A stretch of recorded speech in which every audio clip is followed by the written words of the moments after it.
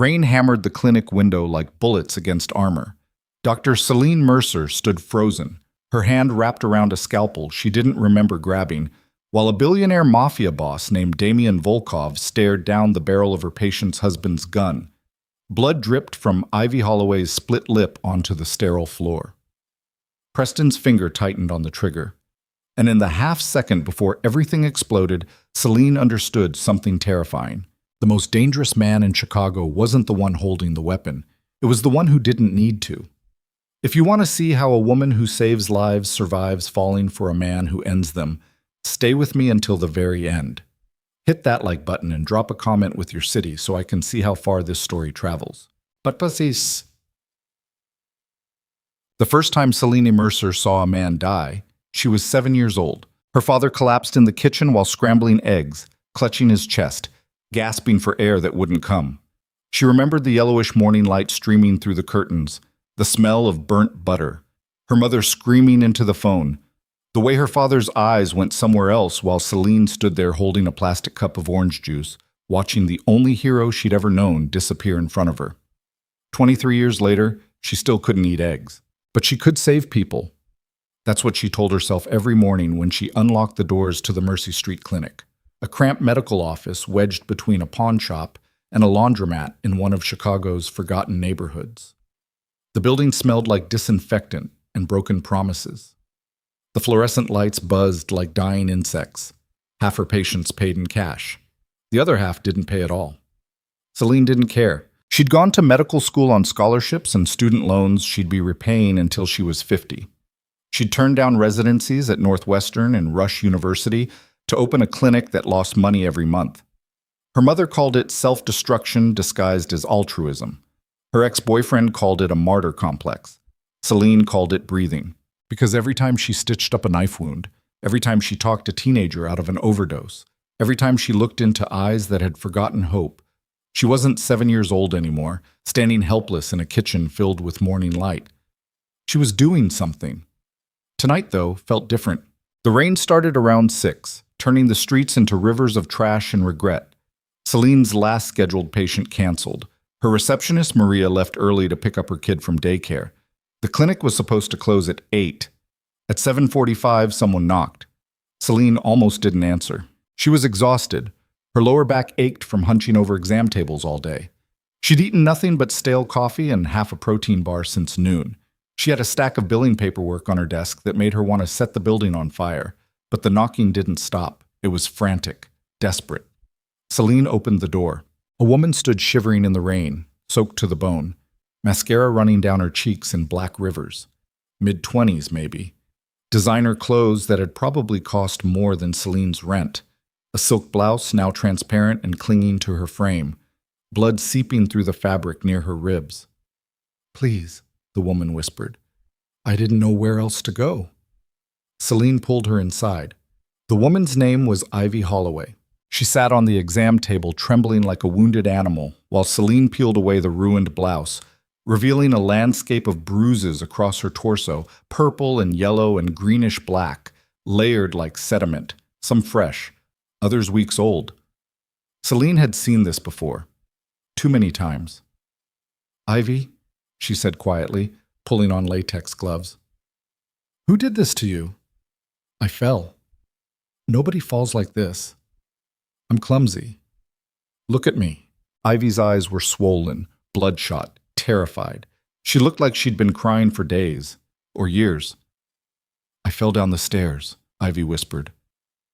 It was the worst lie Celine had ever heard. She cleaned the wounds in silence, her jaw tight, her hands steady despite the rage building in her chest.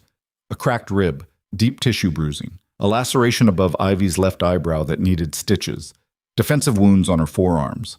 "Ivy, I need to ask you something, and I need you to be honest with me. Are you in danger right now?" Ivy's lip trembled. "No." "Is someone going to come looking for you?" "No." "If you need help—" "I don't," Ivy said, her voice breaking. I just need you to fix this so it doesn't show. Please. My husband, he's a good man. He works so hard. I make him angry sometimes. It's my fault. The clinic door slammed open. Celine spun around, instinctively stepping in front of Ivy. A man stormed inside, rain dripping from his tailored suit jacket, fury radiating off him like heat from asphalt in summer. Tall, broad-shouldered, expensive haircut, the kind of man who'd never been told no in his entire life. Preston Holloway, Ivy's husband. Celine knew it before he opened his mouth. "There you are," Preston snarled, his voice slurred at the edges. "Drunk, or high, or both. Do you have any idea how embarrassing this is? Running off like some kind of—" "Sir, you need to leave," Celine said, her voice steady despite the adrenaline flooding her veins. "This is a medical facility. My patient—" "Your patient is my wife." "That doesn't give you the right to—" "She's coming with me. Now." Preston took a step forward. Celine didn't move. She was 5'6". Preston was easily 6'2". He outweighed her by at least 80 pounds. Behind her, Ivy whimpered like a kicked dog. "You're not taking her anywhere," Celine said. Preston's face twisted into something ugly. "You think you can stop me?" He raised his fist.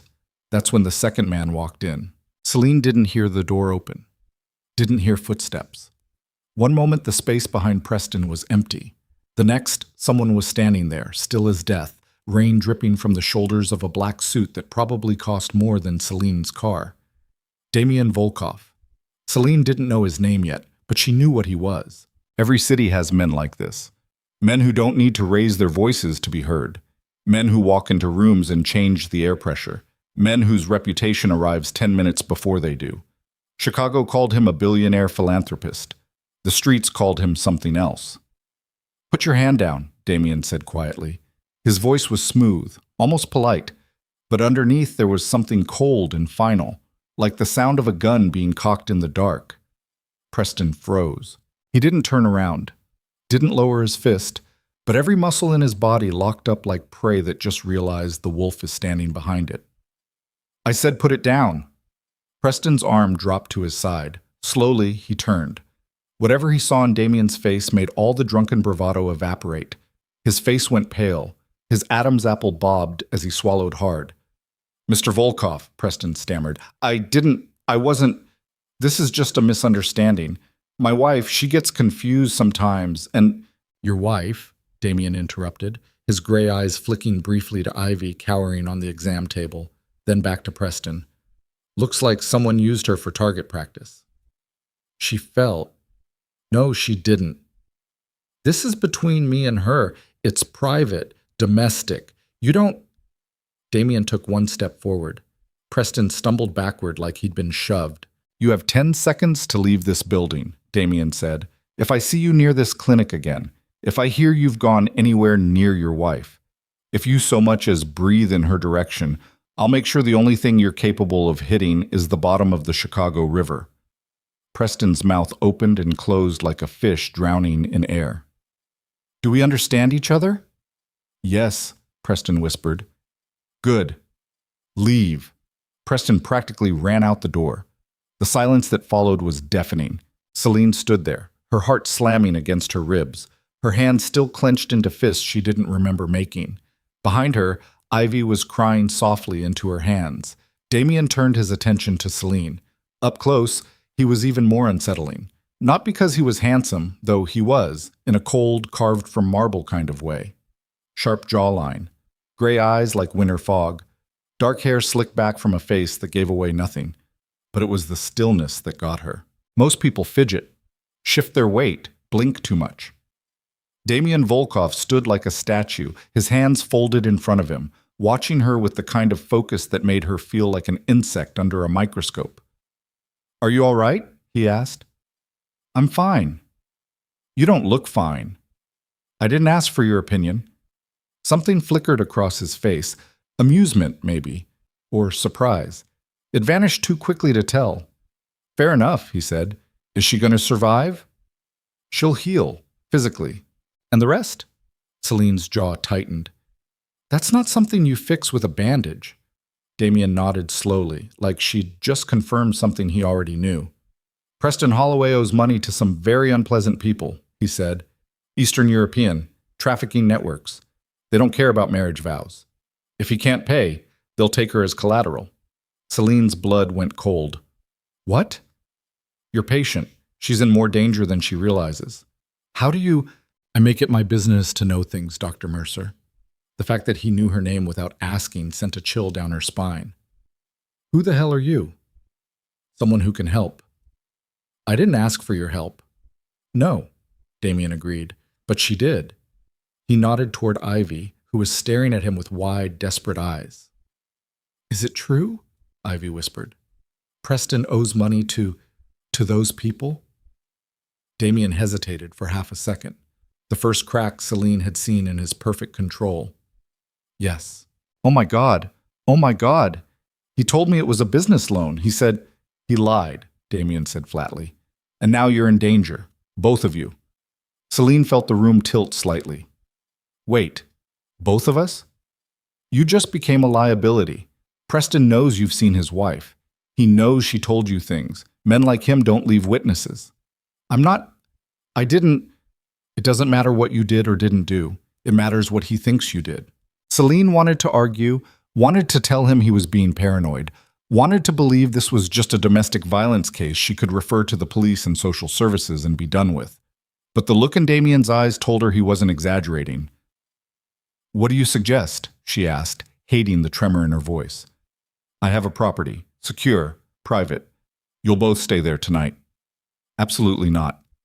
Dr. Mercer? I don't know you. I don't know what you want. And I sure as hell don't trust men who show up out of nowhere playing savior. Damion's mouth curved into something that might have been a smile on someone less dangerous. Smart, he said. I wouldn't trust me either. Then why should I? Because in about 30 minutes, Preston is going to finish the bottle of whiskey he started this afternoon, work up enough liquid courage to feel humiliated instead of scared, and come back here with a gun. And when he does, the only thing standing between you and a bullet will be a flimsy door lock and whatever prayer you believe in. Celine's mouth went dry. You're serious? I don't joke about murder. Ivy made a choking sound. Celine turned to her, saw the raw terror in her eyes, and felt something crack inside her chest. She'd spent her entire adult life trying to save people, but she'd never been the one who needed saving. If we go with you, Celine said slowly, turning back to Damion, what do you want in return? Nothing. Bullshit. Nobody helps for free. You're right, I'll want something eventually. Damien's gray eyes locked onto hers. But tonight, the only thing I want is to make sure you both live until morning. Everything else can wait. Celine stared at him. Every instinct screamed not to trust him, but every instinct also told her he was right about Preston. Fine, she said. One night. That's it. One night, Damion agreed. He pulled out his phone and typed something quickly. A car will be here in 5 minutes. Pack whatever you need. Make it fast. Celine helped Ivy off the exam table, her mind racing. This was insane. She was walking out of her clinic with a mafia boss and a battered woman, heading toward God knew where, based on the word of a man she'd met 10 minutes ago.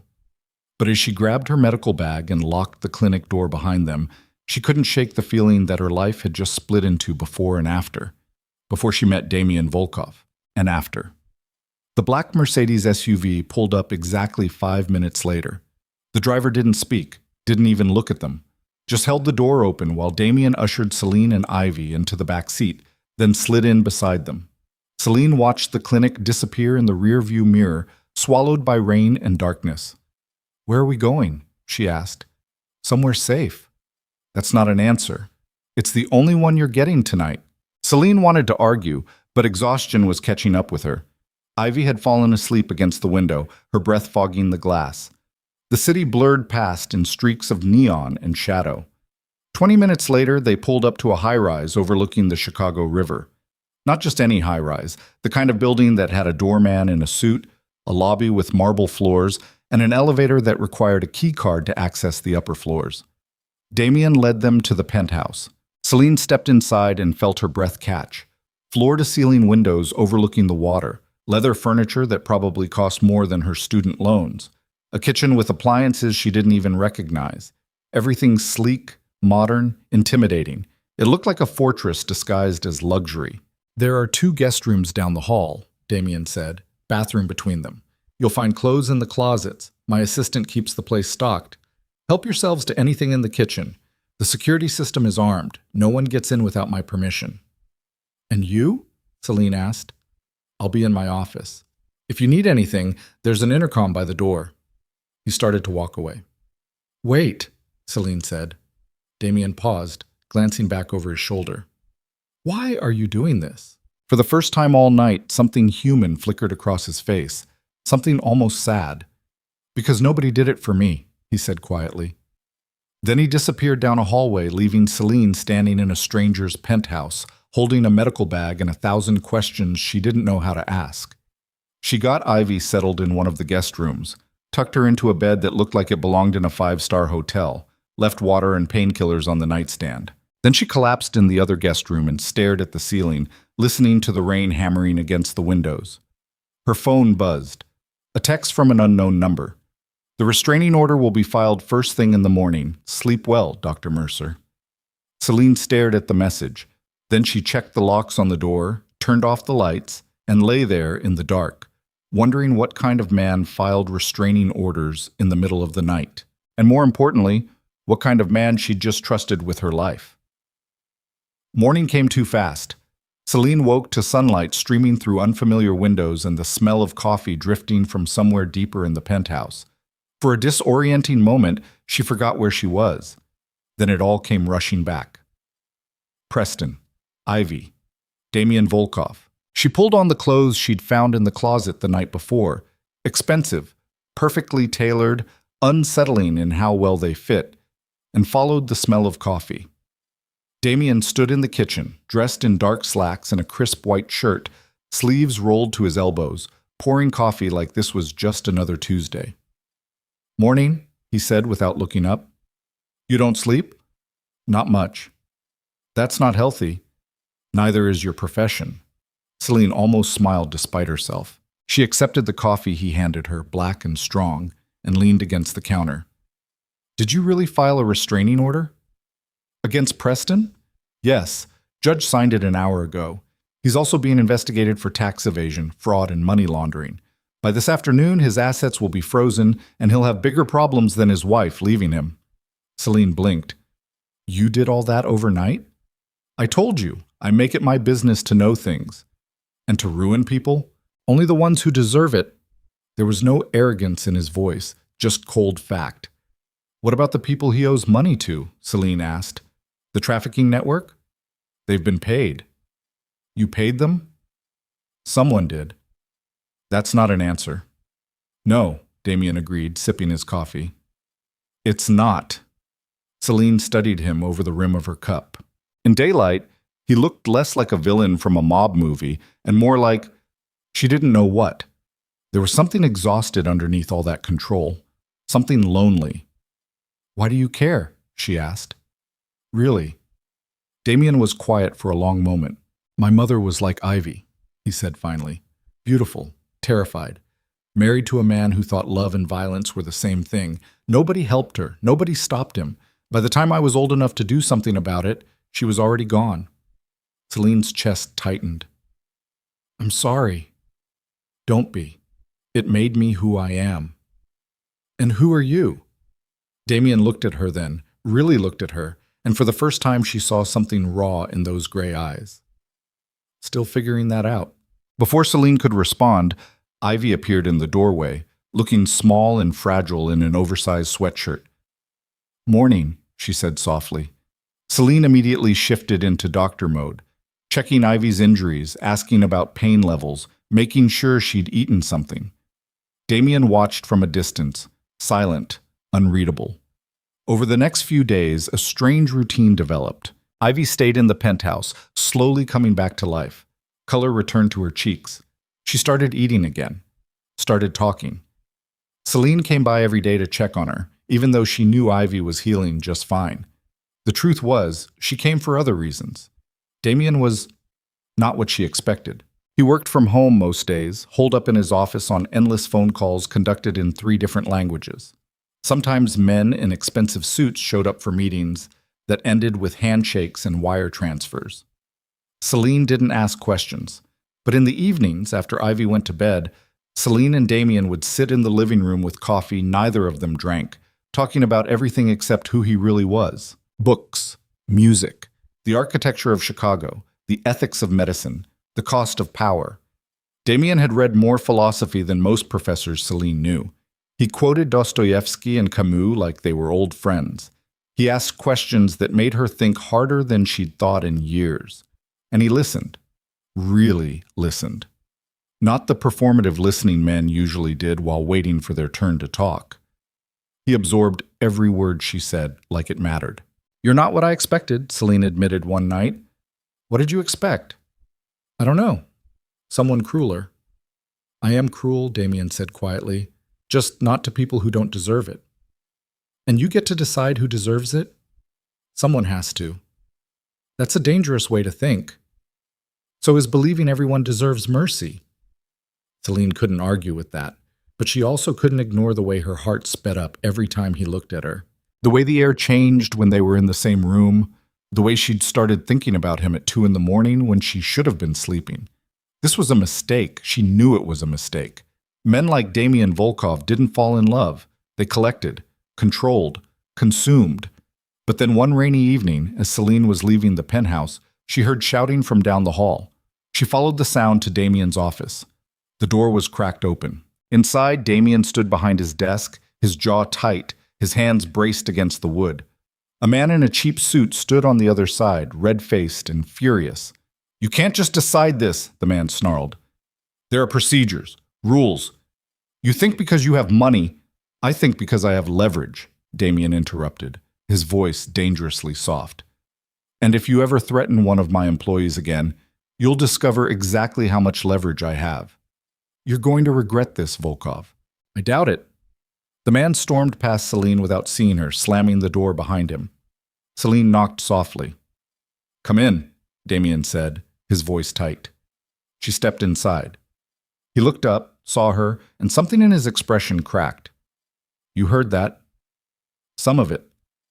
He's a union rep, trying to extort protection money from one of my construction companies. Threatened to hurt workers if I didn't pay." "What are you going to do?" "Handle it." "Meaning?" Damion was quiet for a moment. "Meaning he'll wake up tomorrow morning with federal investigators parked outside his house and a subpoena for documents that will prove he's been embezzling union funds for 3 years. Celine should have been horrified. Instead, she felt something else. Relief. Because the man standing in front of her wasn't a monster. He was something more complicated, something human. "You scare me," she admitted. "Good. You should be scared. Not because of what you do, because of how much I don't care what you do." Damion stared at her. Then he crossed the room in 3 strides and kissed her. It wasn't gentle. It was desperate, hungry, like he'd been holding back for weeks and finally couldn't anymore. Celine kissed him back just as hard, her fingers tangling in his hair, her back pressed against the wall. When they finally broke apart, both breathing hard, Damion rested his forehead against hers. "This is a bad idea," he whispered. "Terrible idea," Celine agreed. "Only you should leave. Go home. Forget you ever met me." "Too late." Damion pulled back, his gray eyes searching hers. "I can't protect you from what I am, Celine." "I'm not asking you to." "You don't understand. I understand perfectly. You think you're too dangerous for someone like me. You think you'll ruin me, break me, turn me into something I'm not." She grabbed the front of his shirt. "But maybe I'm the one who's dangerous. Because I see exactly what you are, Damion Volkov, and I'm still standing here." Something fierce and fragile flickered across his face. "God help us both," he muttered. Then he kissed her again. That night changed everything. Celine didn't go home. She stayed. And somewhere between midnight and morning, tangled in sheets that cost more than her medical degree, she realized she'd crossed a line she could never uncross. Because falling for Damion Volkov wasn't like falling at all. It was like jumping.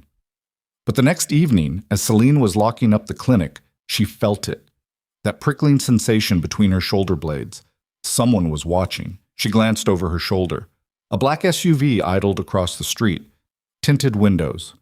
No plates. Her pulse kicked up. She walked faster toward her car. The SUV's engine revved. Celine broke into a run. Behind her, tires squealed. She didn't make it to her car. The SUV screeched around the corner, cutting her off.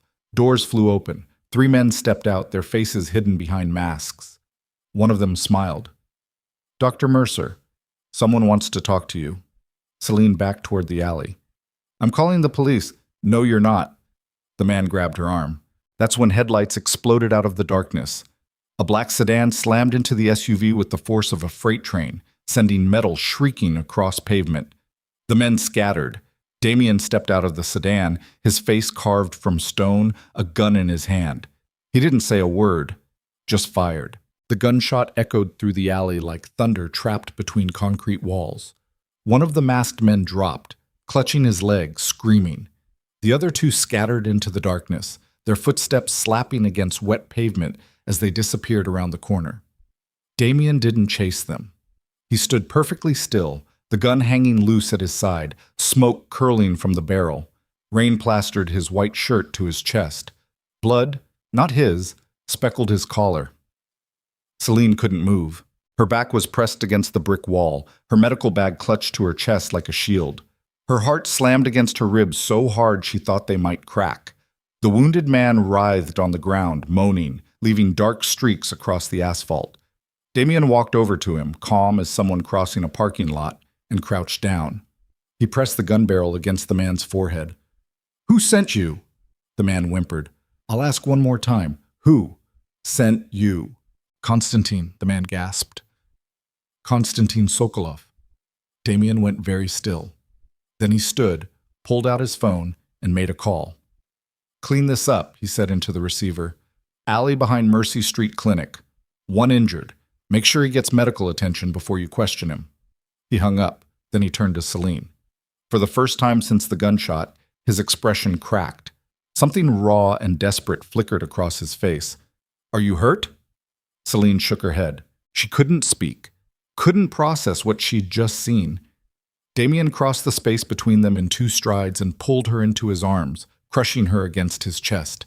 His heart was racing just as hard as hers. "I'm sorry," he whispered into her hair. "I'm so sorry." Celine finally found her voice. "You shot him." "I had to." "You could have.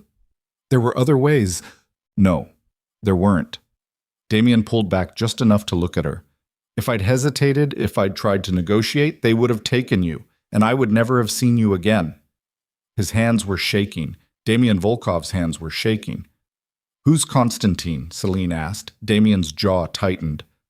"Someone from a long time ago. Someone I thought I'd buried." "What does he want?" "Me." "Then why come after me?" Damion looked at her like the answer should be obvious. "Because hurting you is the fastest way to destroy me." The words landed like a physical blow. Celine stepped back, suddenly needing space, needing air, needing to think. "I can't do this," she said. "Celine, no, listen to me. I'm a doctor. I save lives. I'm not built for this. For guns and blood and men getting shot in alleys because someone wants to hurt you through me. This isn't, I can't." "Then leave." The words came out flat, final. Celine stared at him. "What?" "Leave. Go home. Pretend you never met me. I'll make sure Konstantin knows you're off limits. You'll be safe." "Just like that?" "Just like that." Celine wanted to scream at him, wanted to hit him, wanted to demand why he was making this so easy when nothing about this was easy. But the look in his eyes stopped her, because he wasn't making it easy.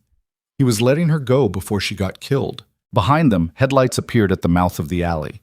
2 black vans pulled up, and men in dark suits climbed out, moving with military precision. Damion's cleanup crew. "I'll have someone drive you home," Damion said quietly. "Pack a bag. I'm moving you to a secure location tonight." "I thought you said I could leave." "You can, but you're not doing it from your apartment. Not until I know Konstantin's been handled." "How long will that take?" "I don't know." Celine looked at the wounded man being loaded into one of the vans, looked at the blood pooling on the asphalt, looked at Damion standing there like a soldier on a battlefield he'd been fighting his entire life. "I want to go home," she said. "Okay. My home, not yours." Something painful flashed across Damion's face, but he nodded. I'll have security posted outside your building. You won't see them, but they'll be there. For how long? Until this is over. And what if it's never over? Damion didn't answer, because they both knew the truth. It would never be over. Not as long as she was connected to him. Celine let one of Damion's men drive her back to her apartment, a cramped one-bedroom in a building that smelled like old curry and broken dreams. She climbed the stairs alone, unlocked the door, and collapsed on her couch. Then she cried. Not because she was scared, because she'd realized something terrifying. She didn't want to leave, even after watching Damion shoot a man, even after nearly getting kidnapped, even knowing her life would never be normal again. She didn't want to leave him, and that was the most dangerous thing of all. Her phone buzzed. A text from an unknown number. You're stronger than you think. Get some sleep. Celine stared at the message for a long time. Then she typed back, Who's Constantine? The response came immediately. Someone who taught me everything I know, and someone I betrayed. Celine's blood ran cold. Why? Because he was going to kill innocent people. I stopped him. He's been in prison for 8 years. Until last week. What happened last week? He got out. Celine closed her eyes. What does he want? The reply took longer this time. Everything I've built, everyone I care about, and then my life. Can you stop him? Another long pause. I don't know. Celine had never heard Damion sound uncertain before. It terrified her more than the gun.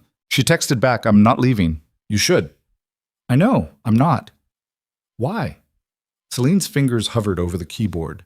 Then she typed, Because you're not the only one who's tired of being alone. She hit send before she could second-guess herself. Damion didn't respond. But 20 minutes later, there was a knock on her door. She opened it.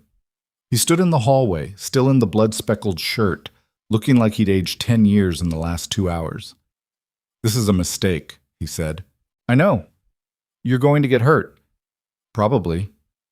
I won't be able to forgive myself if something happens to you. That's not your decision to make. Damion stared at her. Then he stepped inside, closed the door behind him, and kissed her like she was the only thing keeping him tethered to the earth. They didn't make it to the bedroom. Celine woke up tangled in sheets on her couch, Damion's arm heavy across her waist, morning light filtering through the blinds. For a few perfect seconds, she forgot about Constantine, forgot about the danger. Then Damion's phone rang. He answered without moving, his voice rough with sleep. What? Celine couldn't hear the other side of the conversation, but she felt Damion's entire body go tense. When? A pause. How many? Another pause. I'm on my way. He hung up. What happened? Celine asked. Constantine hit one of my warehouses, burned it to the ground. 3 of my men are in the hospital. Celine sat up. Are they okay? 2 will be. The third? Damion's jaw clenched. They're not sure yet. He stood, pulling on his clothes with mechanical efficiency. I need to go. I'm coming with you. Absolutely not. Those men are injured. I'm a doctor. Celine, you don't get to shut me out. Not anymore. Damion looked at her for a long moment. Then he nodded. Fine, but you stay in the car until I say it's safe. They drove to Northwestern Memorial Hospital in tense silence. Damion made 4 phone calls on the way, each conversation clipped and brutal. Celine caught fragments, something about surveillance footage, retaliation plans, moving shipments to secure locations. By the time they pulled into the hospital parking garage, she'd realized something. Damion wasn't just rich. He was the center of an entire network, a kingdom built in shadows. Inside the hospital, Damion moved through the corridors like he owned the place. Nurses stepped aside. Security guards nodded. A doctor in blood-stained scrubs approached immediately. Mr. Volkov, your men are stable. 2 have minor burns and smoke inhalation. The third, Marcus, he's in the ICU. Second-degree burns over 40% of his body. We're doing everything we can. I want private rooms, round-the-clock security, whatever they need. Of course. Damion turned to Celine. Can you check on them? Make sure they're getting the right care? Celine nodded. She spent the next hour moving between rooms, examining injuries, talking to nurses, reviewing treatment plans. The two men with minor injuries were young, mid-20s, terrified, grateful to see her. Marcus was unconscious in the ICU, hooked up to machines that beeped and hissed. His skin was blistered and raw. His chart made Celine's stomach turn. Third-degree burns on his arms. Lung damage from smoke inhalation. Possible infection. He might not make it. She found Damion in the waiting room staring out the window. "Marcus needs a specialist," she said. "The best burn surgeon you can find." "I already made the call. She's flying in from Boston." "When?" "Tonight."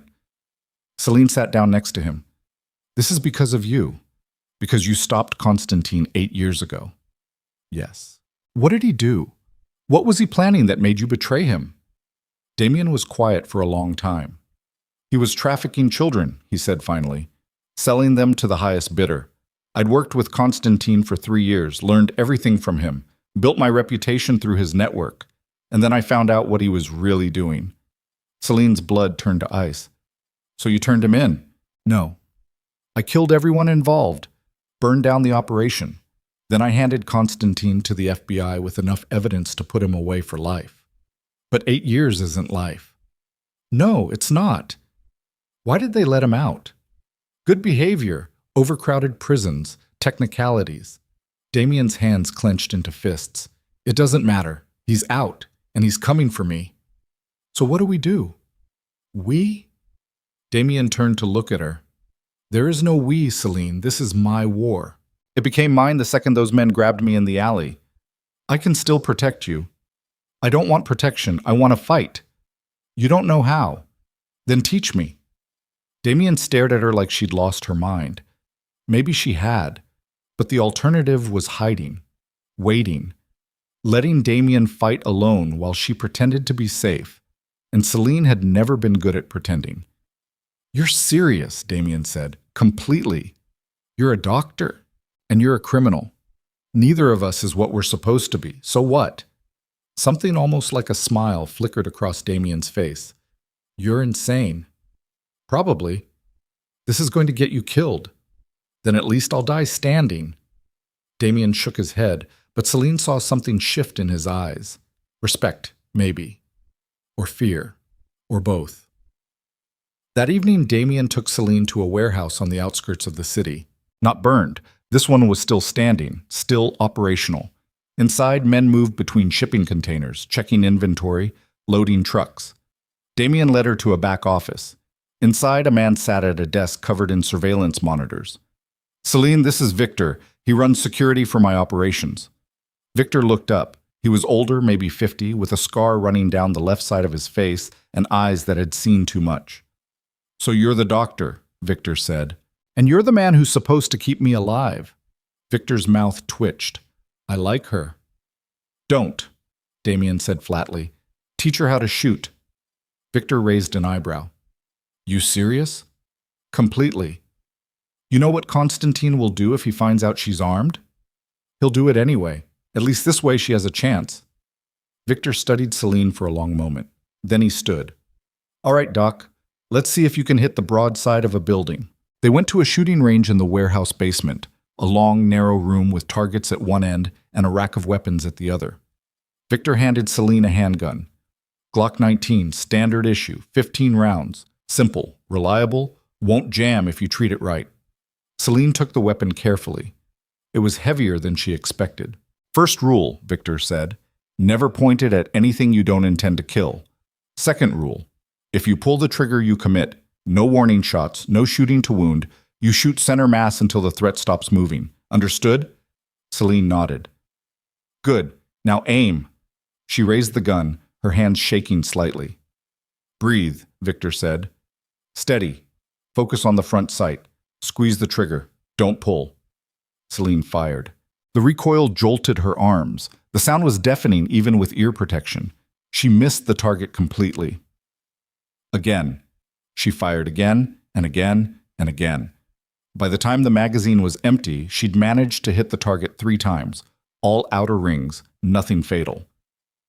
"Not bad for a first-timer," Victor said, "but not good enough to save your life." "How do I get better?" "Practice. Lots of it." Damion appeared in the doorway, watching. "She's a natural. Victor said dryly. She's terrified, Damion corrected. Good. Fear keeps you alive. Celine reloaded the gun. Victor showed her how, and fired again. This time she hit closer to center mass. They spent 2 hours in that basement. By the end, Celine's arms ached, her ears were ringing, and she'd put enough holes in the target to make Victor grudgingly nod. You'll do, he said. Just remember, shooting paper targets is easy. Shooting a person coming at you with a knife is different. Your hands will shake, your vision will tunnel, you'll forget everything I taught you. Then what do I do? You shoot anyway. Back in the car, Damion drove in silence. Celine stared out the window, watching the city blur past. You didn't have to do that, Damion said finally. Yes, I did. You're a doctor, Celine. You save lives. And tonight I learned how to take them. Guess we're even now. Damien's hands tightened on the steering wheel. This isn't a joke. I'm not laughing. If you kill someone, it changes you. You don't come back from that. You did. No, I didn't. I just got better at pretending. Celine looked at him, really looked at him, at the exhaustion etched into his face, the tension in his shoulders, the shadows under his eyes. When's the last time you slept? She asked. I don't remember. Damion, I can't sleep. Every time I close my eyes, I see Marcus in that hospital bed. I see you in that alley. I see every person who's gotten hurt because they were close to me. His voice cracked on the last word. Celine reached over and took his hand. Then let me help you carry it. You shouldn't have to. Too late. I'm already here. Damion pulled over abruptly, parking on a side street, and turned to face her. I'm going to kill Constantine, he said quietly. Not arrest him. Not turn him in. Kill him. Because it's the only way to end this, and when I do, I'll become exactly the monster everyone thinks I am. You're not a monster. How can you say that, after everything you've seen? Because monsters don't cry for the people they've hurt. Monsters don't lose sleep over collateral damage. Monsters don't fall apart when someone they care about gets threatened. Celine squeezed his hand. You're not a monster, Damion. You're just a man trying to survive in a world that doesn't forgive weakness. And you're trying to survive in my world, which makes you either the bravest person I've ever met or the most foolish. Maybe both. Damion pulled her into a kiss, desperate, grateful, terrified. When they broke apart, he rested his forehead against hers. Promise me something, he whispered. What? If this goes wrong, if Constantine wins, if I can't protect you, promise me you'll run. Promise me you'll disappear and never look back. Damion, promise me. Celine wanted to lie, but she'd never been good at lying. I can't promise that. Celine, because if you go down, I'm going down with you. That's the deal. Take it or leave it. Damion stared at her. Then he kissed her again, harder this time, like he was trying to memorize the taste of her. They drove back to the penthouse in silence. Inside, Ivy was waiting in the living room, curled up on the couch with a book. She looked better, stronger. The bruises had faded, she'd put on weight, started smiling again. Hey, she said, looking up. How was your day? Celine almost laughed. How was your day? Like they were roommates coming home from normal jobs. Long, Celine said. I made dinner, pasta, nothing fancy, but it's edible. You didn't have to? I wanted to. Ivy stood, suddenly serious. You saved my life, Celine. Both of you did. Let me do something small in return. They ate together, Celine, Damion, and Ivy, around the table like a dysfunctional family trying to pretend everything was normal. It almost worked. Until Damien's phone rang. He glanced at the screen, and his entire expression went cold. Excuse me, he said, standing. He disappeared into his office. Celine and Ivy exchanged glances. Is he okay? Ivy asked quietly. I don't know. He looks different since yesterday, like something broke. Something did. What? Celine opened her mouth to answer, but Damien's voice carried from the office, sharp, furious. I don't care what he wants. Tell him if he touches anyone else, I'll... The line went dead. Silence. Then a crash. The sound of something heavy hitting the wall. Celine stood and walked to the office door. Damion stood with his back to her, breathing hard, his phone shattered on the floor. Damion? He didn't turn around. He took another one. Another warehouse. 5 men hospitalized. 1 dead. Celine's stomach dropped. Who? Tommy?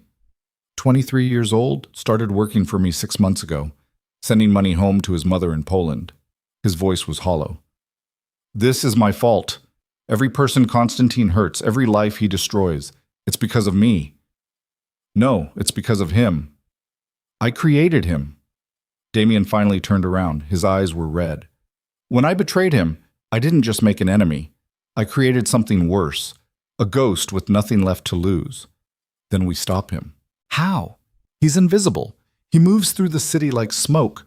By the time we get to one location, he's already hitting another. So we set a trap. With what bait? Celine took a deep breath. Me. Damien's face went white. Absolutely not. He wants to hurt you. The fastest way to do that is through me. So we let him think he can take me. We let him come. And when he does, you end it. No, I won't risk you like that. You're already risking me. Every second I'm with you, I'm a target. At least this way I have control. Celine, listen to me. She crossed the room and grabbed his face, forcing him to look at her. I'm not some fragile thing you need to protect. I'm not hiding while people die. We end this. Together. Or we don't end it at all. Damien's hands came up to cover hers. If something happens to you, it won't. You can't promise that. Neither can you, but we're doing this anyway. For a long moment, Damion just stared at her. Then he pulled her into his arms and held her so tightly she could barely breathe. You're going to be the death of me, he whispered, or the life of you. We'll find out.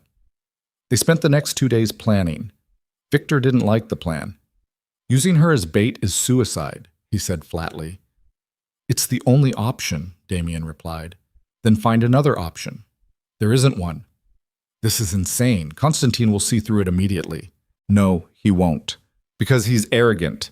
He thinks I'm desperate. He's right. Victor looked at Celine. You understand what you're signing up for? Constantine doesn't just kill people. He makes them suffer first. I understand. And you're still willing to do this? Yes. Victor shook his head. You're both insane. Probably, Damion agreed. The trap was simple. Celine would return to her clinic, resume her normal schedule, make herself visible, vulnerable. Damien's men would watch from a distance, close enough to intervene, far enough not to spook Constantine's people. When Constantine made his move, they'd be ready. It was a terrible plan, but it was the only one they had. On the 3rd day, Celine opened the clinic at 8 in the morning. Maria, her receptionist, nearly cried when she saw her. Where have you been? I've been calling for days. I'm sorry, family emergency. Are you okay? I'm fine. Let's get to work. Patients filed in throughout the morning. Familiar faces, grateful smiles, the usual chaos of a clinic held together with duct tape and determination. Celine fell into the rhythm of it, stitching wounds, prescribing antibiotics, holding hands while delivering bad news. For a few hours, she almost forgot about Constantine. Almost. At lunch, she stepped outside for air. The street was busy, pedestrians hurrying past, cars honking, the city alive and indifferent.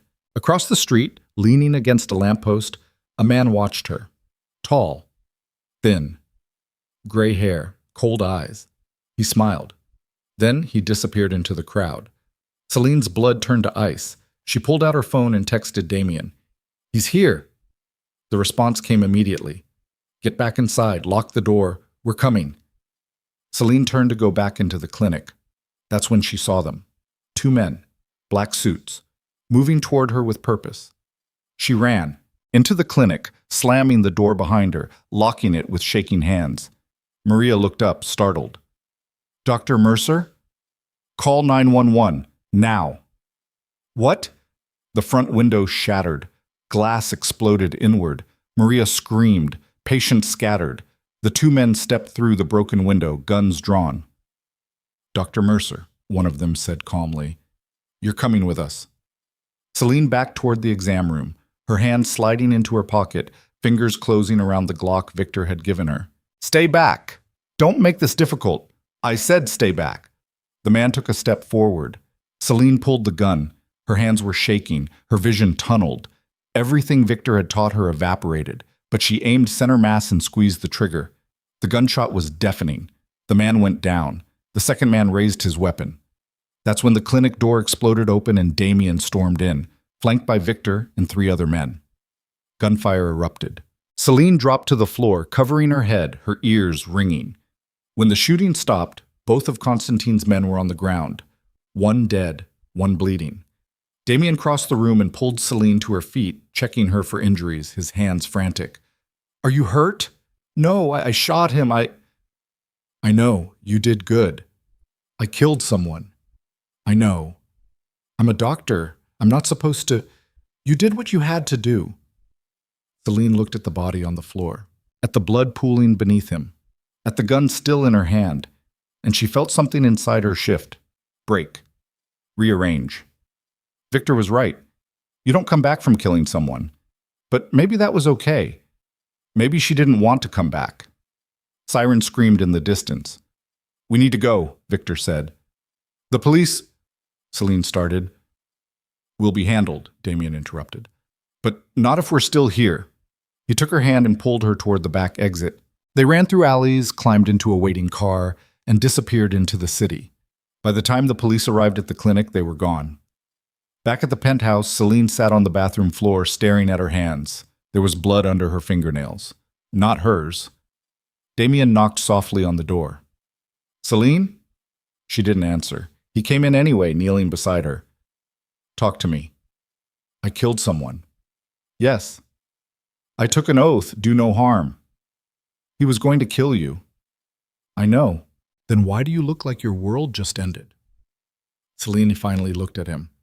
Because it did. The person I was this morning, she's gone. I can't get her back. Damion took her hand. No, you can't. I'm sorry. Are you? Celine's voice was bitter. Or is this what you wanted all along? To turn me into someone like you? Never. I never wanted this for you. Then why didn't you stop me? Because you wouldn't have let me. Celine closed her eyes. He was right. She'd made this choice, every step of the way. What happens now? She whispered. Now we finish this. How? Damion's jaw tightened. Constantine will come for you again, but next time he'll come himself. He won't send hired guns. He'll want to look you in the eyes when he kills you. So we wait. No, we hunt. How do you hunt a ghost? You make him visible. Damion stood and pulled Celine to her feet. Get some rest. Tomorrow we go to war. But Celine didn't rest. She stood at the window staring out at the Chicago skyline and realized something. She wasn't afraid anymore.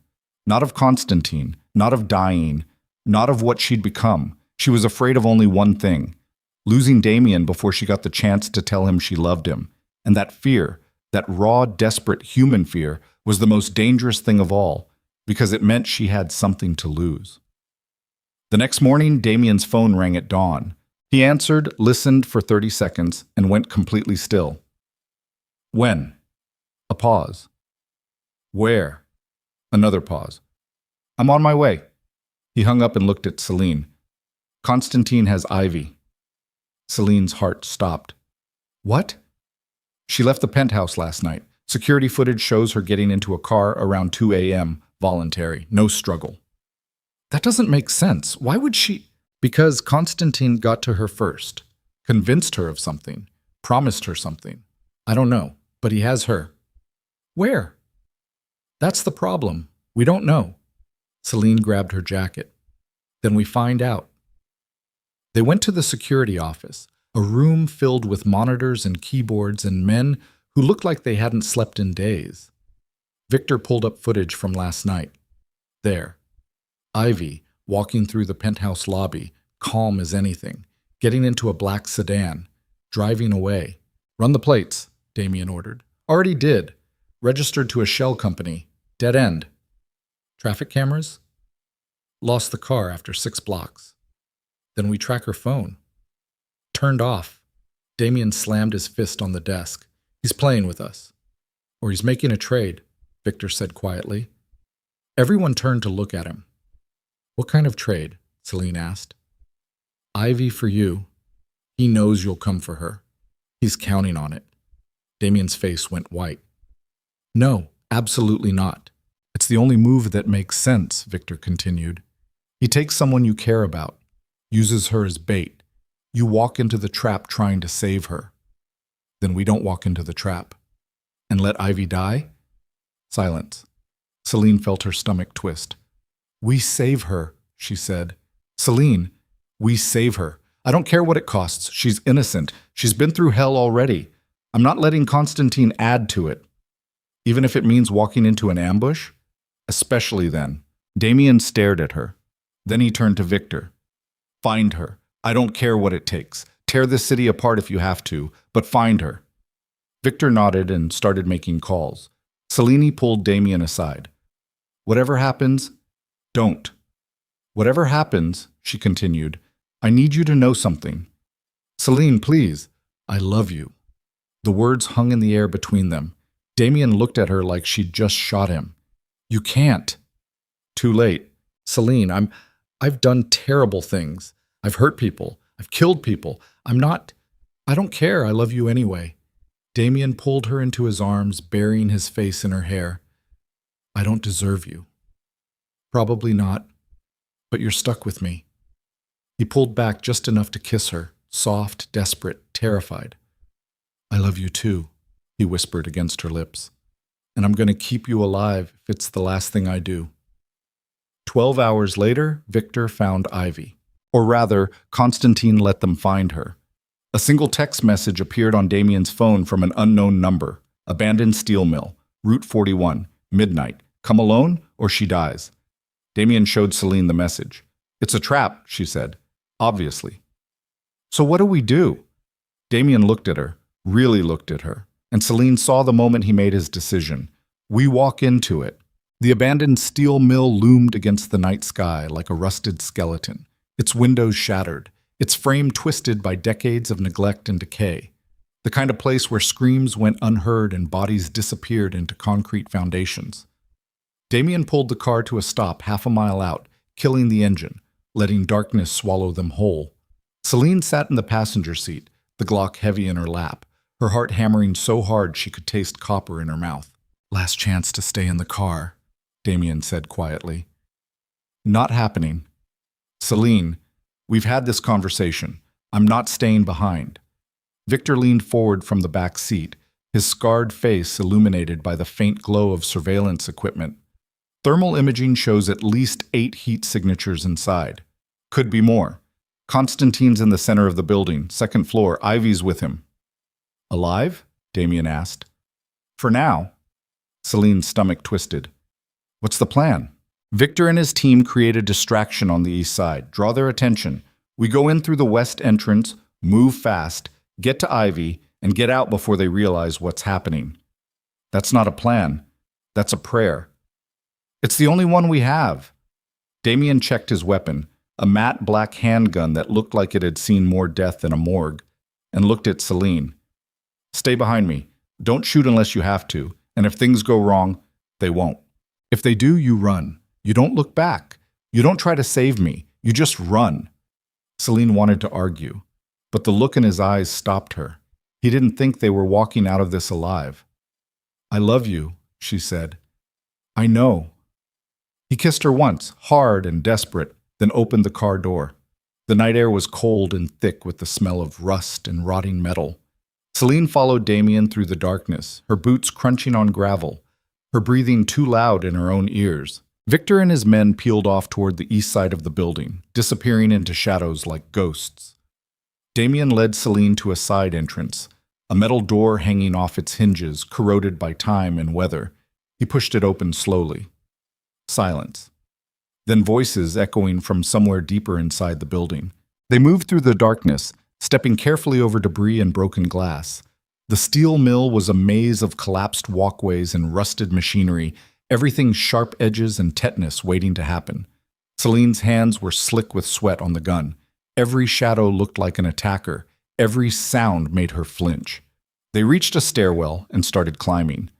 That's when the explosion ripped through the east side of the building.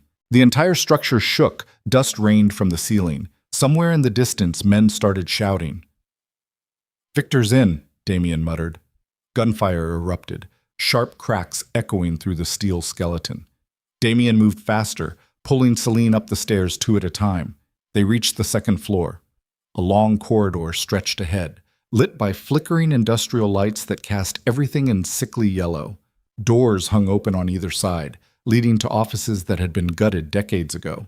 At the end of the corridor, light spilled from a larger room. Damion held up his hand. "Stop!"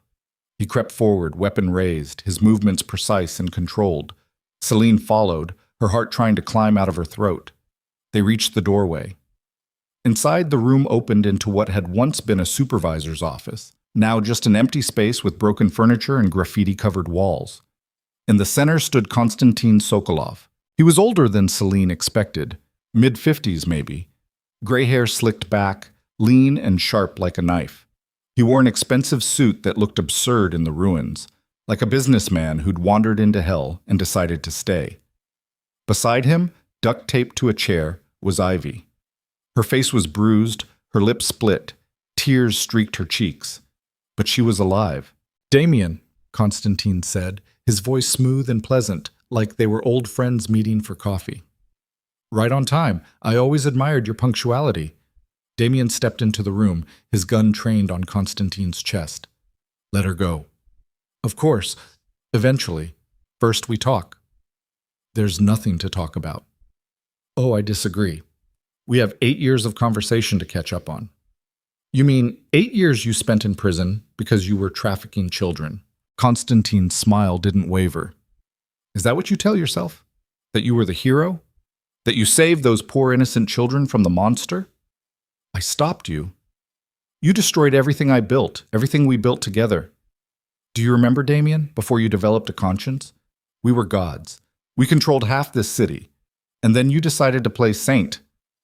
I decided to stop being a coward." Konstantin's smile finally cracked. "Coward? You think betrayal takes courage? It does when the alternative is becoming you. And yet here you are, still a killer, still a criminal, still ruling through fear and violence. Tell me, Damion, how are you any different from me?" Celine saw Damion's jaw tighten, saw the words land like bullets. "The difference," Damion said quietly, "is I don't hurt innocent people. No. You just let them get hurt instead. Like this lovely doctor you've dragged into our world. Tell me, Dr. Mercer, do you know how many people Damion has killed?"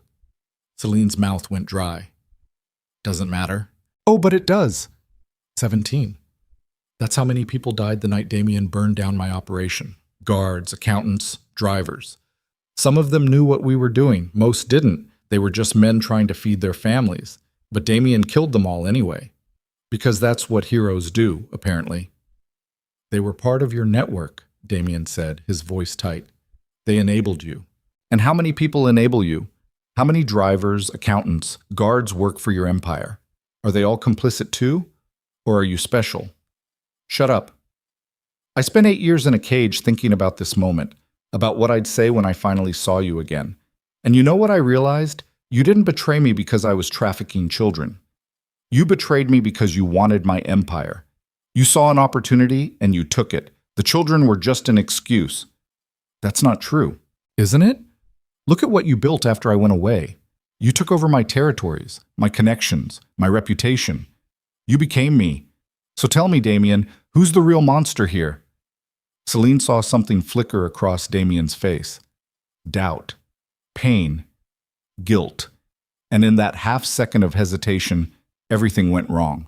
Konstantin moved, not toward Damion, toward Ivy. He pulled a knife from his jacket and pressed it against her throat. "Drop the gun, Damion. Don't drop it, or I open her neck right here." Damion's hand shook. Then he lowered the weapon. "Good boy. Now kick it away." Damion obeyed. Konstantin smiled. "You always were too sentimental. It's your greatest weakness. You care about people." "Me? I learned a long time ago that caring gets you killed." He looked at Celine. "You too, Doctor. Drop the gun." Celine's hands were shaking so hard she could barely hold the weapon. "Do it," Damion said quietly. "Please." She dropped it. Constantine nodded toward one of his men standing in the shadows. Celine hadn't even seen him there, and the man collected both weapons. Much better. Now we can talk like civilized people. You got what you wanted, Damion said. Let her go. Which one? Both of them. But then I'd have no leverage, and I need leverage, Damion, because what I want isn't your death. Not yet. What I want is worse. What do you want? Constantine's smile turned cruel. I want you to watch everything you've built burn. I want you to feel the same helplessness I felt sitting in that prison cell while my empire crumbled. I want you to understand what it means to lose everything.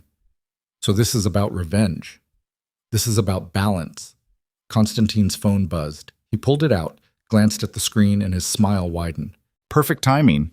Damion, you should know, while you've been here playing hero, my men have been busy. 3 of your warehouses are currently on fire. Your accounts in the Cayman Islands have been drained, and your precious Victor? Well, let's just say the distraction on the east side didn't go quite as planned. Damion's face went white. You're lying. Am I? Check your phone. Damion pulled out his phone with shaking hands. Celine watched his expression crumble as he read the messages flooding in. How? You're not the only one with resources, Damion.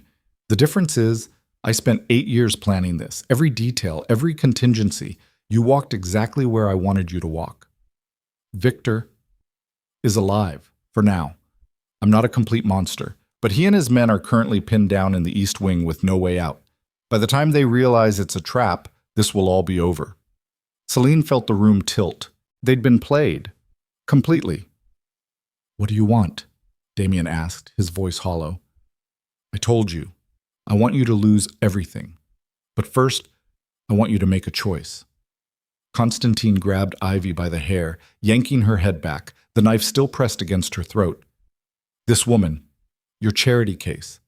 The battered wife you saved because it made you feel like you were still human. Then he looked at Celine. And this woman, the doctor you've fallen in love with. The one person in this miserable world who sees you as something other than a monster. Celine's blood turned to ice. I'm going to kill one of them, Constantine continued pleasantly. You get to choose which one lives. You have 10 seconds. No, Damion whispered. 10. I won't. 9. Constantine, please. 8. Celine's mind raced. There had to be a way out. Had to be something they'd missed. 7. Ivy was sobbing, the sound muffled behind the duct tape covering her mouth.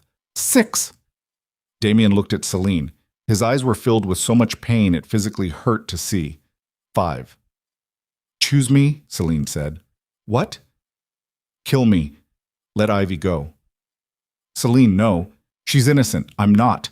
I've already crossed lines I can't uncross. Save her. 4. I'm not choosing, Damion said, his voice breaking. I won't. 3. Then I'll choose for you, Constantine said. The doctor dies. He moved the knife away from Ivy's throat, pointed it at Celine. 2. That's when Ivy moved. She threw her weight backward, chair and all, crashing into Constantine. The knife skittered across the floor. Constantine stumbled. Damion lunged for the gun on the ground. Constantine's man raised his weapon. Celine screamed. Gunfire exploded through the room. Celine hit the floor, covering her head, her ears ringing. When she looked up, Damion was standing over Constantine's man, the gun smoking in his hand. The man was dead, but Constantine was already on his feet, backing toward the door. This isn't over, Damion. This is just the beginning. He ran. Damion chased after him. Celine scrambled to Ivy, pulling the duct tape off her mouth, working on the restraints. Are you okay? Are you hurt? Ivy was shaking so hard her teeth were chattering. I'm sorry. I'm so sorry. He called me. He said, if I helped him, he'd make sure Preston never touched me again. He said he'd protect me. I didn't know. I didn't realize. It's okay. You're okay. We're getting out of here. Celine finally got the restraints off. Ivy collapsed into her arms, sobbing. Outside in the corridor, more gunfire erupted. Celine grabbed the knife Constantine had dropped and pulled Ivy to her feet. We need to move. Now! They stumbled toward the door. The corridor was chaos. Victor and his men had broken through from the East Wing. They were fighting Constantine's people in the narrow space, bullets ricocheting off metal walls. Celine pulled Ivy in the opposite direction, away from the fighting, searching for another way out. They found a service stairwell and started descending. Behind them, the gunfire intensified. They reached the ground floor and ran. Outside, the cold air hit Celine's lungs like ice water. Ivy was still sobbing, barely able to stand. Celine half carried her toward the tree line, away from the building, away from the death. They collapsed behind a rusted dumpster, gasping for breath. That's when Celine realized Damion wasn't with them. She looked back at the steel mill. Flames were starting to climb the east side where Victor's distraction had been. Smoke poured from broken windows, and somewhere inside, Damion was still fighting. "Stay here," Celine told Ivy. "What? No." "Whoa. I have to go back. You'll die." "If I don't go back, he'll die." Celine pressed the knife into Ivy's hands. "If anyone comes near you, use it. Don't hesitate."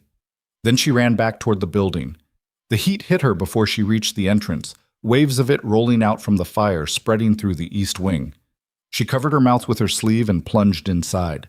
Smoke filled the corridors. Visibility was almost zero. Celine stumbled through the darkness, calling Damien's name, coughing, her eyes streaming. She found him on the second floor. He was on his knees in the middle of what had been the supervisor's office, blood running down the side of his face, his gun on the floor beside him. Standing over him was Constantine. He had a gun pointed at Damien's head. "Dr. Mercer," Constantine said without looking away from Damion. "How predictable. You just couldn't stay away." "Let him go." "Why would I do that? I finally have exactly what I want." "You said you wanted him to lose everything. If you kill him now, he doesn't lose anything. He just dies. Where's the satisfaction in that?"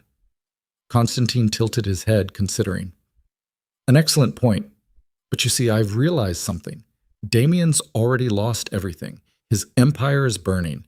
His men are dying. His reputation will be destroyed by morning. The only thing left is his life, and I think I'll take that too. You'll never get out of this building alive. Neither will you, but at least I'll die knowing I won." He cocked the gun. Celine moved without thinking. She threw herself at Constantine, driving her shoulder into his ribs. They went down together, crashing into the floor. The gun fired. The bullet went wide. Celine's ears rang. Constantine threw her off him like she weighed nothing. She hit the wall hard, the impact knocking the air from her lungs. Through blurred vision, she saw Constantine stand, saw him raise the gun again, saw Damion still on his knees, too injured to move. This was it. This was how they died. But then a figure appeared in the doorway. Victor. Blood-soaked and limping, but alive. He raised his weapon and fired 3 times. All 3 bullets found their target. Constantine stumbled backward, his eyes wide with surprise, blood blooming across his expensive suit. He looked down at the wounds. Then he looked at Damion. "You win," he said quietly. Then he collapsed. Victor lowered his gun. "We need to go. This whole place is coming down." Celine scrambled to Damion, pulling him to his feet. He was barely conscious, leaning heavily against her. "Can you walk?" "I can try." They stumbled toward the door, Victor supporting Damien's other side. Behind them, flames roared through the building, consuming everything. They made it outside seconds before part of the roof collapsed. Ivy was waiting by the tree line, still shaking but alive. Victor's men were regrouping, loading wounded into vehicles. Sirens wailed in the distance. "Ambulances," Victor said, "and police. We need to leave. Now!" They climbed into the nearest vehicle. As they pulled away, Celine looked back at the steel mill. It was an inferno now, flames climbing into the night sky, visible for miles. And somewhere inside, Constantine's body was burning. It was over. Finally over. But as Celine looked at Damion, his face pale, his breathing shallow, blood still seeping through his shirt, she realized the real battle was just beginning. Because they'd survived the war. Now they had to survive the aftermath. At the hospital, doctors swarmed Damion the moment they arrived. Concussion, cracked ribs, a bullet graze across his shoulder that had been bleeding steadily for the past hour. He'd be okay. Eventually. Celine sat in the waiting room with Ivy, both of them wrapped in shock blankets that did nothing to stop the shaking. Victor appeared an hour later, his arm in a sling, looking exhausted. "He's stable. They're keeping him overnight for observation. And your men? 2 dead, 3 injured. Could have been worse. Celine closed her eyes. 2 men dead because of this. Because of her. It's not your fault, Victor said, reading her expression. How is it not my fault? Because you didn't start this war. Constantine did. 8 years ago. We just finished it. At what cost? Victor sat down beside her. I've been working for Damion for 6 years. Before that, I worked for men like Constantine. Men who didn't care who got hurt as long as they got what they wanted. Damion's not perfect. He's done terrible things. But he's also saved more lives than he's taken. Including yours. Including hers. He nodded toward Ivy. That has to count for something. Does it? You tell me. You're the one who fell in love with him. Celine didn't have an answer for that. The police came an hour later. Detectives in cheap suits with tired eyes, asking questions about the fire, about the bodies they'd found in the wreckage, about what exactly had happened tonight. Victor handled most of it. He was good at lying. Or maybe it wasn't lying. Maybe it was just controlling the narrative, self-defense. Constantine's men attacked first. Damion and his people were just trying to rescue Ivy. The fire was started by Constantine's explosives. Everything neat and clean and almost believable. The detectives didn't look convinced, but they didn't have enough evidence to prove otherwise. By morning, Celine was allowed to see Damion. He was awake, propped up in bed, looking like death warmed over. Hey, he said, his voice rough. Hey yourself. She sat down beside him, taking his hand carefully. How are you feeling? Like I got hit by a truck. Close enough. They sat in silence for a moment. Then Damion said, Thank you. For what? For coming back, in the mill. You should have run. Should have saved yourself, but you came back. Of course I did. I love you, remember? I remember. I keep expecting you to wake up and realize what a mistake this is. It probably is a mistake, but it's my mistake to make. Damion's mouth curved into something almost like a smile. You're insane. So you keep telling me. He squeezed her hand. What happens now? You heal. We rebuild. We figure out how to live in whatever this new world looks like. And us? What about us? Do we survive this? Celine leaned down and kissed him gently. We already did. But that night, alone in Damion's penthouse, because the hospital had finally released him and Victor had insisted on armed guards outside the door, Celine stood at the window overlooking the Chicago River and realized something. They'd won the battle, but they hadn't won the war, because Constantine's network didn't die with him. His people were still out there. His empire was still operational. And somewhere in the shadows, someone was already planning the next move, the next attack, the next war. Damion appeared beside her, moving carefully because of his cracked ribs. Can't sleep? Can you? Not really. They stood together watching the city lights reflect off the water. Victor found something, Damion said quietly. In Constantine's phone. Messages. Encrypted. He's been working with someone inside my organization. Celine's blood went cold. What? Someone's been feeding him information for months. That's how he knew where to hit, when to strike, how to stay ahead of us. Who? We don't know yet, but Victor's working on it. So it's not over. No, it's not. Celine turned to face him. Then what do we do? Damion looked at her, and for the first time since she'd met him, she saw real fear in his eyes. We find the traitor before they find us. Because whoever it is, they know everything. Where we live, who we care about, every weakness we have. And if we can't find them? Damion's jaw tightened. Then we don't survive this. Celine wanted to argue, wanted to say they'd figure it out, wanted to believe everything would be okay. But as she looked into Damien's eyes, she realized they were both thinking the same thing. They'd survived Constantine. But the person who'd betrayed them, the person who'd been working from the inside, was still out there. Still watching. Still waiting. And when they finally made their move, there would be nowhere left to hide. Because the worst enemies aren't the ones you can see coming. They're the ones standing right beside you. Victor found the traitor 3 days later. He called Damion at 4 a.m, his voice tight and cold in a way that made Celine's stomach drop, even though she could only hear one side of the conversation. Damion sat up in bed, wincing from his cracked ribs, his face going pale in the darkness. "You're sure?" A pause. "How long?" Another pause. "Jesus Christ." He hung up. Celine turned on the bedside lamp. What happened? Damion stared at the wall like he was seeing through it into some terrible future. Marcus. The man from the warehouse fire? The one in the ICU? He didn't make it, died an hour ago, infection, organ failure. Damion's hands clenched into fists. Victor was there when it happened. The doctor said his last words were a confession. Celine's throat went tight. What kind of confession? He was the leak. He had been feeding information to Constantine for 6 months. Names, locations, schedules, everything. The room felt like it was tilting. Why would he? Money. Constantine was paying him $50,000 a month. Marcus's mother needed experimental cancer treatment. Insurance wouldn't cover it. He was desperate. Oh my God. He didn't know what Constantine was planning, didn't know people would die. By the time he realized what he'd done, it was too late to stop it. Damion's voice cracked. He asked Victor to tell me he was sorry. Then he died. Celine reached for his hand. Damion, I trusted him. I brought him into my organization. I promised his mother I'd take care of him, and he betrayed me because I didn't pay him enough to save her. That's not your fault, isn't it? I built an empire on violence and fear, and I'm surprised when the people around me get desperate, when they make terrible choices because they're trapped. He made his own choice. Because I didn't give him a better one. Celine didn't know what to say to that, because maybe he was right. They sat in silence while the city woke up outside the window. Car horns, sirens, the sound of 8 million people pretending yesterday didn't happen. Victor said something else, Damion said quietly.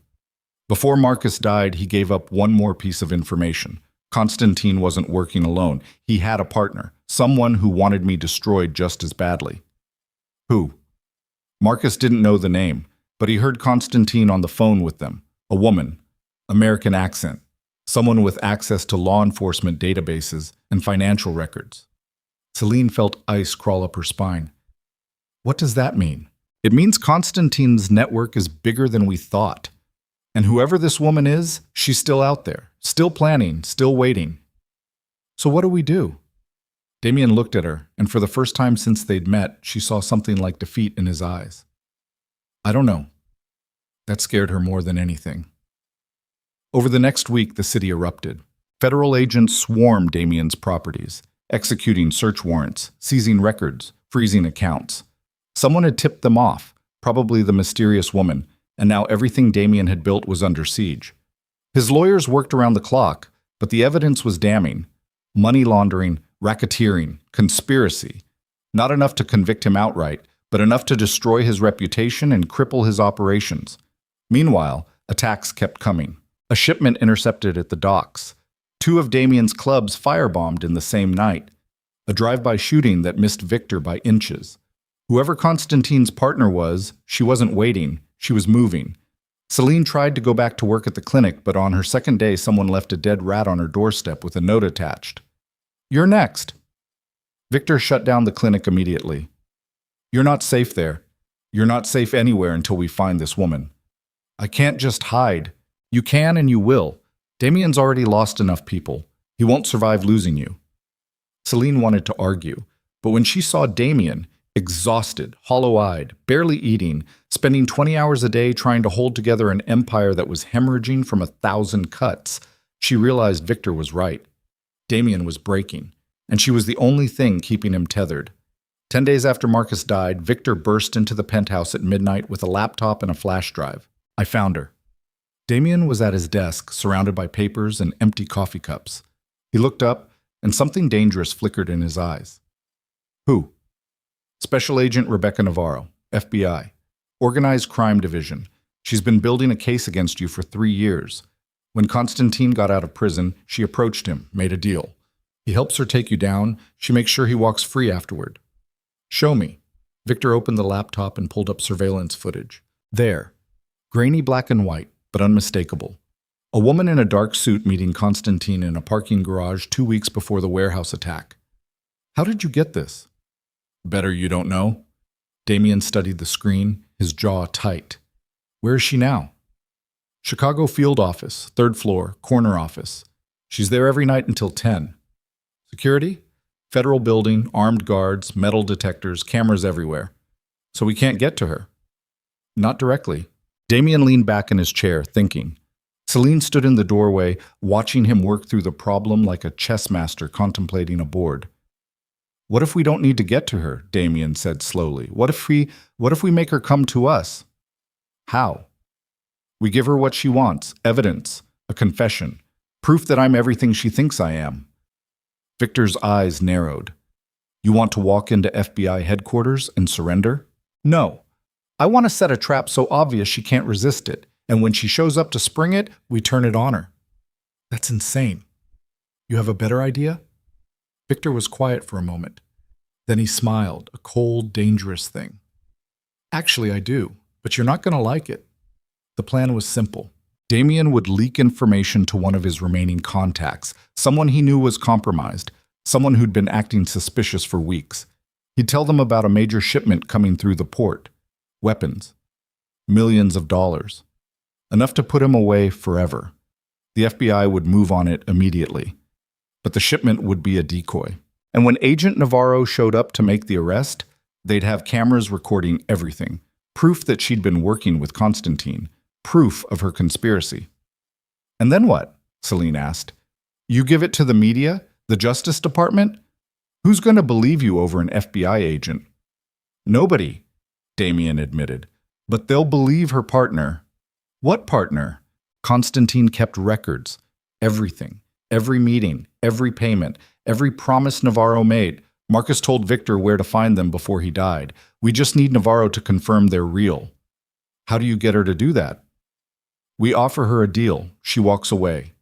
We disappear. Nobody gets arrested. Nobody dies. She gets what she wants, me gone, and we get to live. You think she'll take it? No, but when she refuses, we'll have her on tape admitting everything. And that's when we release it all, the recordings, the documents, everything. Celine stared at him. You're going to destroy her. She tried to destroy me first. And if it doesn't work, if she sees through the trap, Damion's expression was cold. Then we improvise. The shipment was scheduled for Friday night. Damion spent 3 days setting the stage, making calls, moving money, leaving a trail so obvious even a rookie agent could follow it.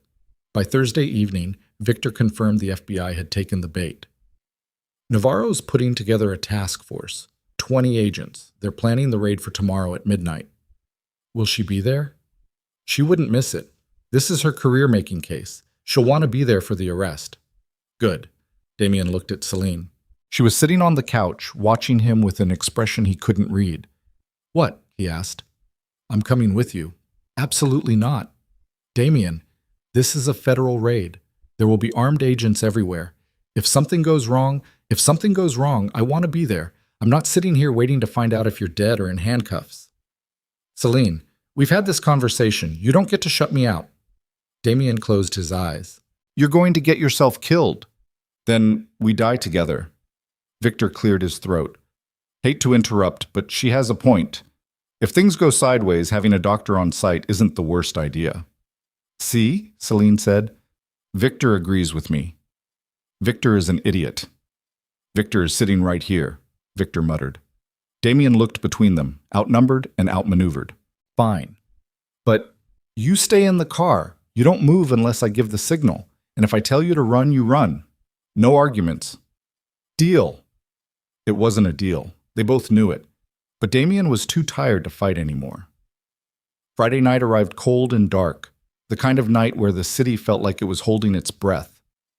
Celine rode with Damion and Victor to the port, a sprawling maze of shipping containers and cranes silhouetted against the skyline like metal giants.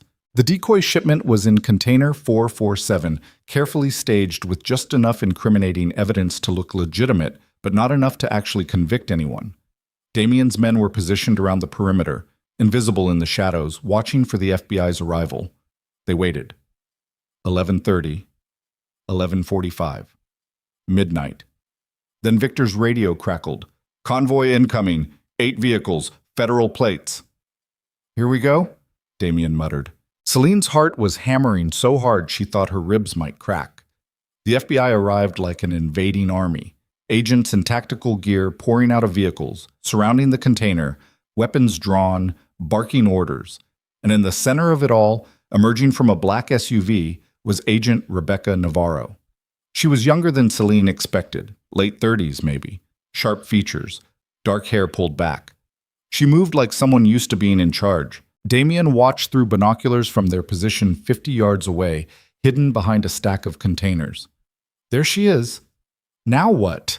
Celine asked. Now we wait for her to open the container and realize it's empty. It didn't take long. The agents cut through the lock, pulled open the heavy doors, and found exactly what Damion had left for them. Nothing. Just empty space and a single envelope taped to the wall.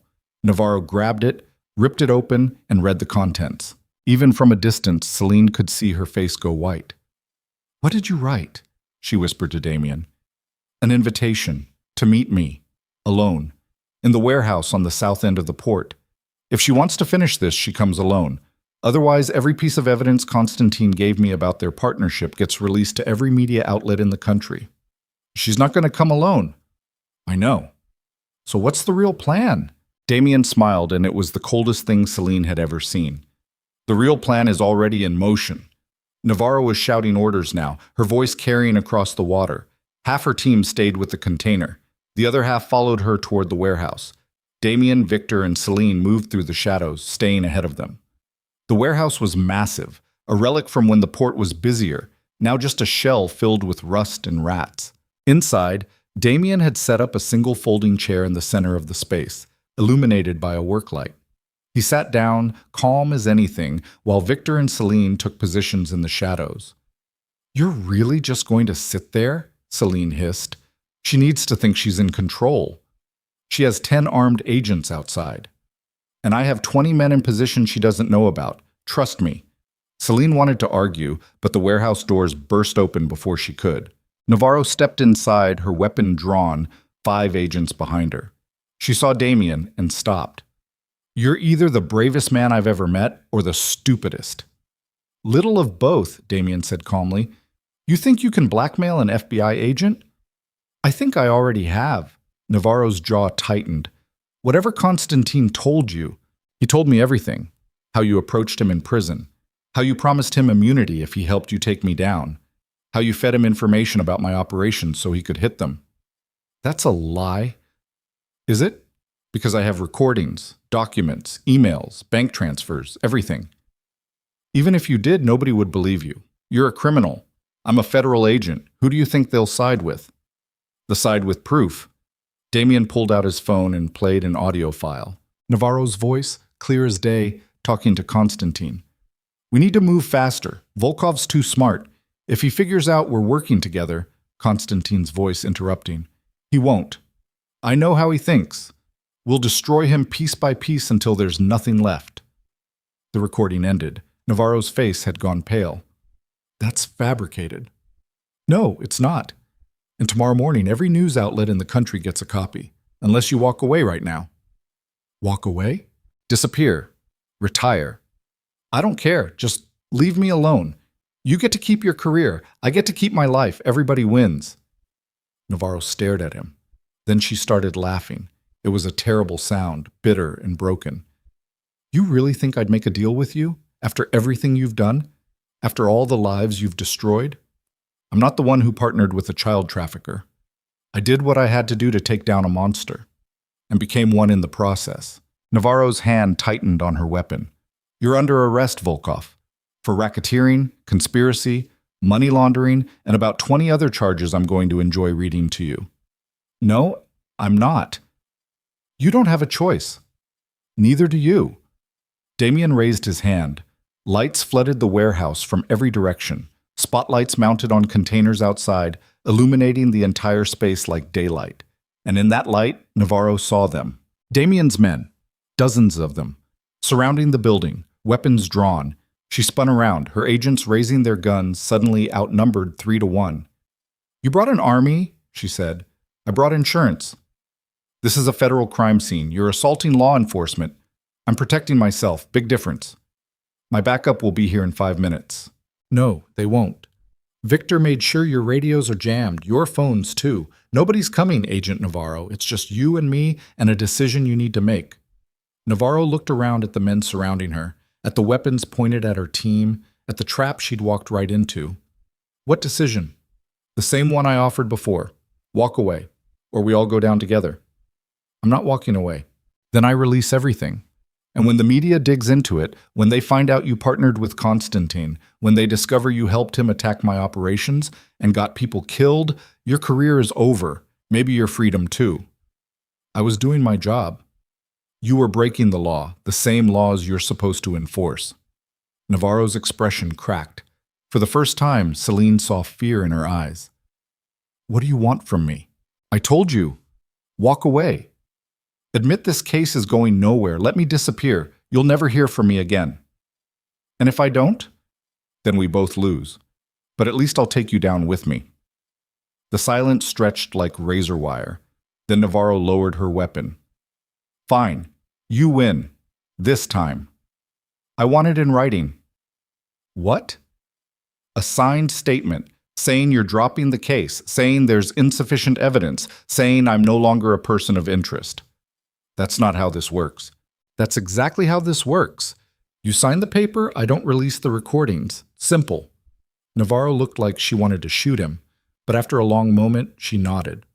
Victor stepped forward with a laptop and a portable printer. Navarro typed out the statement through gritted teeth, signed it, and shoved it at Damion. There, happy? Ecstatic. This isn't over, Volkov. Yes, it is. Navarro turned and walked toward the door, her agents following. When she reached the threshold, she looked back. You think you're invincible, but everyone falls eventually. And when you do, I'll be there to watch.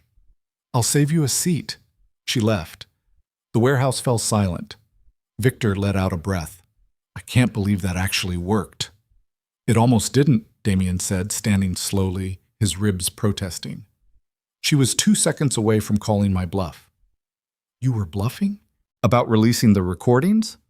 No. But about my men shooting federal agents? Absolutely. That would have been suicide. Celine emerged from the shadows, her legs shaking. So it's over? Really over? Damion looked at her. For now. What does that mean? It means Navarro might have backed down tonight, but she's not going to forget this. She'll wait. Regroup. Come at me from a different angle. People like her don't give up. So we're just waiting for the next attack? No, we're disappearing. Celine blinked. What? I can't stay in Chicago, not anymore. Too many enemies, too many people who want me dead or in prison. It's time to go. Go where? I don't know yet. Somewhere quiet. Somewhere nobody knows my name. And your empire? Victor can run it. He's earned it. Victor started to protest, but Damion cut him off. You've been loyal for 6 years. You've saved my life more times than I can count. The operation is yours. Do better with it than I did. Victor's throat worked. Boss, I'm not your boss anymore. I'm just a guy who's tired of looking over his shoulder. Damion turned to Celine. Come with me. Her heart stopped. What? Leave Chicago, leave the clinic, leave everything behind and come with me. We'll start over. New city, new names, new life. Damion, I know I'm asking for everything. I know it's not fair, but I can't do this without you. I don't want to do this without you. Celine stared at him, at this man who'd walked into her clinic months ago and turned her entire world upside down. This man who'd saved her life and nearly gotten her killed and made her fall in love with him despite every logical reason not to. Where would we go? Anywhere you want. And we'd just disappear? Pretend none of this happened? We'd try. What about Ivy? She's safe. Victor will make sure of it. She can rebuild her life without looking over her shoulder. Celine thought about her clinic, her patients, the life she'd spent years building. Then she thought about waking up every morning not knowing if today was the day someone came to kill her, about looking over her shoulder forever, about living in fear instead of living. Okay, she said. Okay? I'll come with you. Damion pulled her into his arms, and for the first time in weeks, she felt him relax. Thank you, he whispered. Don't thank me yet. You're stuck with me now. I can live with that. They left the warehouse together, walking through the port toward the water where a boat was waiting. Behind them, Victor stood in the doorway, watching them disappear into the night. "Good luck, boss," he muttered. Then he pulled out his phone and started making calls. There was an empire to run, and ghosts to bury. On the boat, Celine stood at the railing, watching Chicago's skyline shrink in the distance. Damion came up behind her, wrapping his arms around her waist. "Any regrets?" he asked. "Ask me in a year." "Fair enough." They stood there in silence, the city lights reflecting off the black water. And for the first time since this nightmare started, Celine felt something like peace. It wouldn't last. Peace never did. But for tonight, it was enough. The boat carried them south, down the river, toward the lake, toward whatever future they could build from the wreckage of everything they'd left behind. Somewhere in the darkness, a phone buzzed. Victor answered. "Yeah?" A woman's voice, cold, familiar. "Is it done?" "They're gone. Just like you wanted." "Good. Wire the money to the account we discussed. And Victor?" "Yeah?"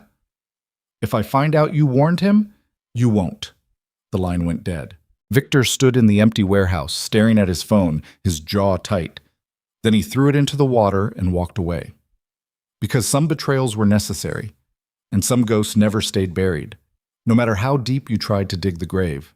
The boat cut through black water under a moonless sky, carrying Damion and Celine away from the only city either of them had ever called home. Celine stood at the railing, watching Chicago's lights fade into pinpricks on the horizon, and felt something hollow open up inside her chest. She'd spent her entire adult life in that city. Every scar on her hands came from patience in those streets. Every memory worth keeping lived in those neighborhoods. And now she was leaving it all behind for a man she'd known less than 3 months. A man who'd killed people. A man who'd built an empire on blood and fear. A man she loved so desperately, it terrified her. Damion came up behind her, his footsteps careful because his ribs were still healing, and wrapped a blanket around her shoulders. "Cold?" he asked.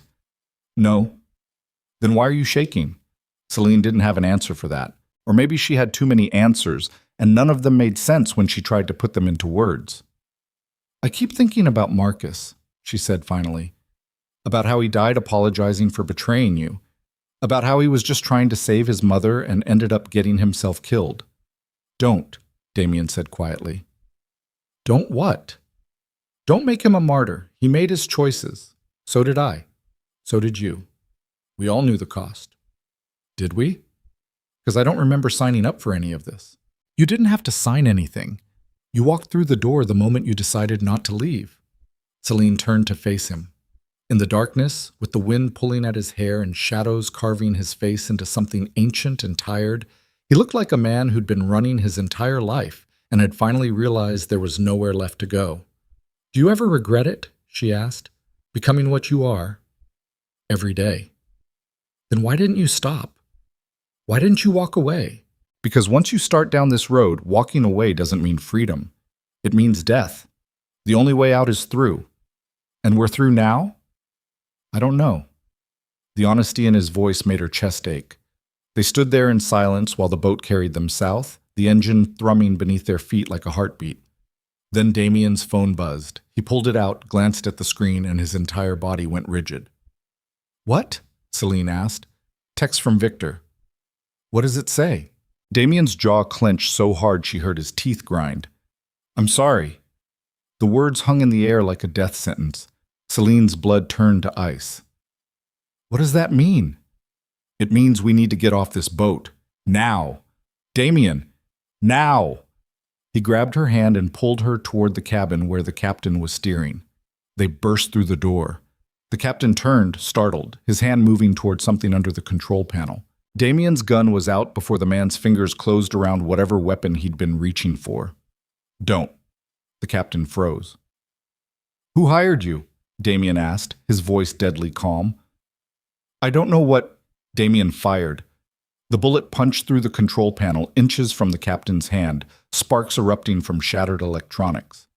"I'll ask one more time. Who hired you?" The captain's face had gone white. "Victor.